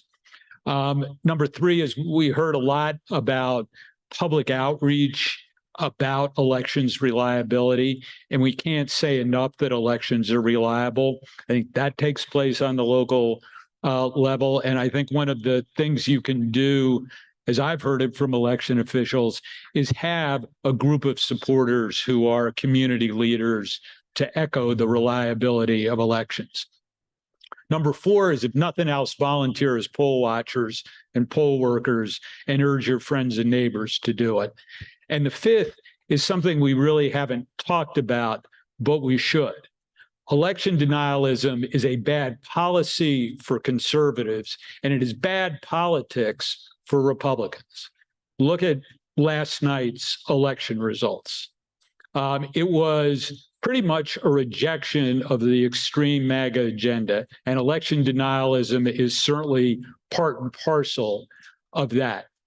Mike Adams won his re-election as Secretary of State in Kentucky after a lot of courageous statements in that. The Pennsylvania Supreme Court went a certain way, and all in all, we should make the case that election denialism is bad policy and bad politics. 4 reasons for that. Number 1 is if a Republican wins in the midst of election denial, that Republican, that conservative, will not have the mandate of the people to be able to govern. And that's terribly important. Number two, the blazing realization should come that if you say elections are rigged or fraudulent or tainted on a presidential level, the same ballots elect people down ticket as well. And so anybody who actually says elections are tainted in their states and ran for election, their certification is also subject to the same challenges for fraud. That is a crazy theory to want to embrace. Number three is it dampens turnout. That criticizing the reliability of elections is only going to hurt turnout. And it's taking place without realization that the bases of the political party are changing. So many of the anti-fraud provisions that came into the Republican legislative ferment and agenda packages were done at a time when low propensity voters were much more democratic. Part of the Trump phenomenon since 2016 is that there are many more low propensity voters who are now Trump supporters that existed. So trying to dampen turnout by putting up barriers to voting is actually now harmful to people who consider themselves part of the Republican base. And four is just kind of the observation on current events that as more and more lawyers to Donald Trump start saying their election claims were not true in 2000, that takes away the whole credibility of the argument about election denial. So I hope as conservatives or Republicans make either the substantive case or the political case why election denial does not work as a theory. That's a great note to end on, I think, and we are out of time. So let's give our panel a round of applause. Thank you. Appreciate it.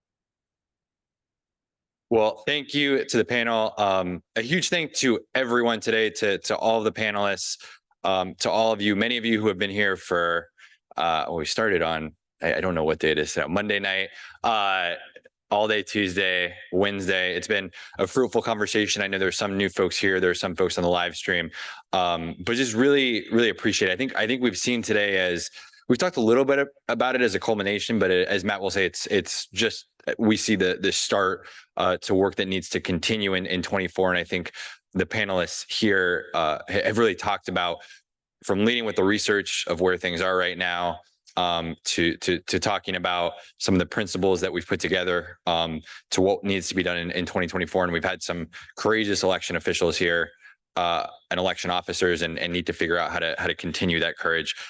This was a lot to put on, and so just a few huge thank yous to all of you again, to our speakers today, at R Street, to Addison and Bill, who have done great work in terms of putting everything together. Folks that have worked with me, Young, Madison, Mark, Chris, people have really put in a lot of work to our leadership, Eli and Hari and President Daniels.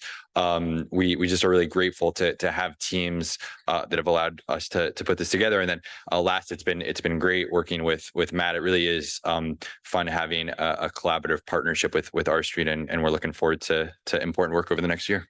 Thank you, Scott, and thank you for being such an amazing partner on this. As we head into 2024, we want to keep this conversation going. We want to keep the momentum going, particularly at the state and local level, where we have, as part of our discussions today and over the past year, discussed how local election officials, community influencers, and leaders can make a meaningful difference through the relationships that they build in their communities. We want to keep the conversation going with all of you, our participants in these convenings. So please keep coming and attending. Please keep your ideas and your passion coming over the, even just in the last day, many of you can reflect on the great ideas that we had about things that we can do into 2024. With that, we will now be adjourning our event on building a conservative agenda for democracy. And speaking of keeping the conversation going, we will be enjoying a reception on the first floor, and we encourage you all to come. Thank you. Thanks, everyone.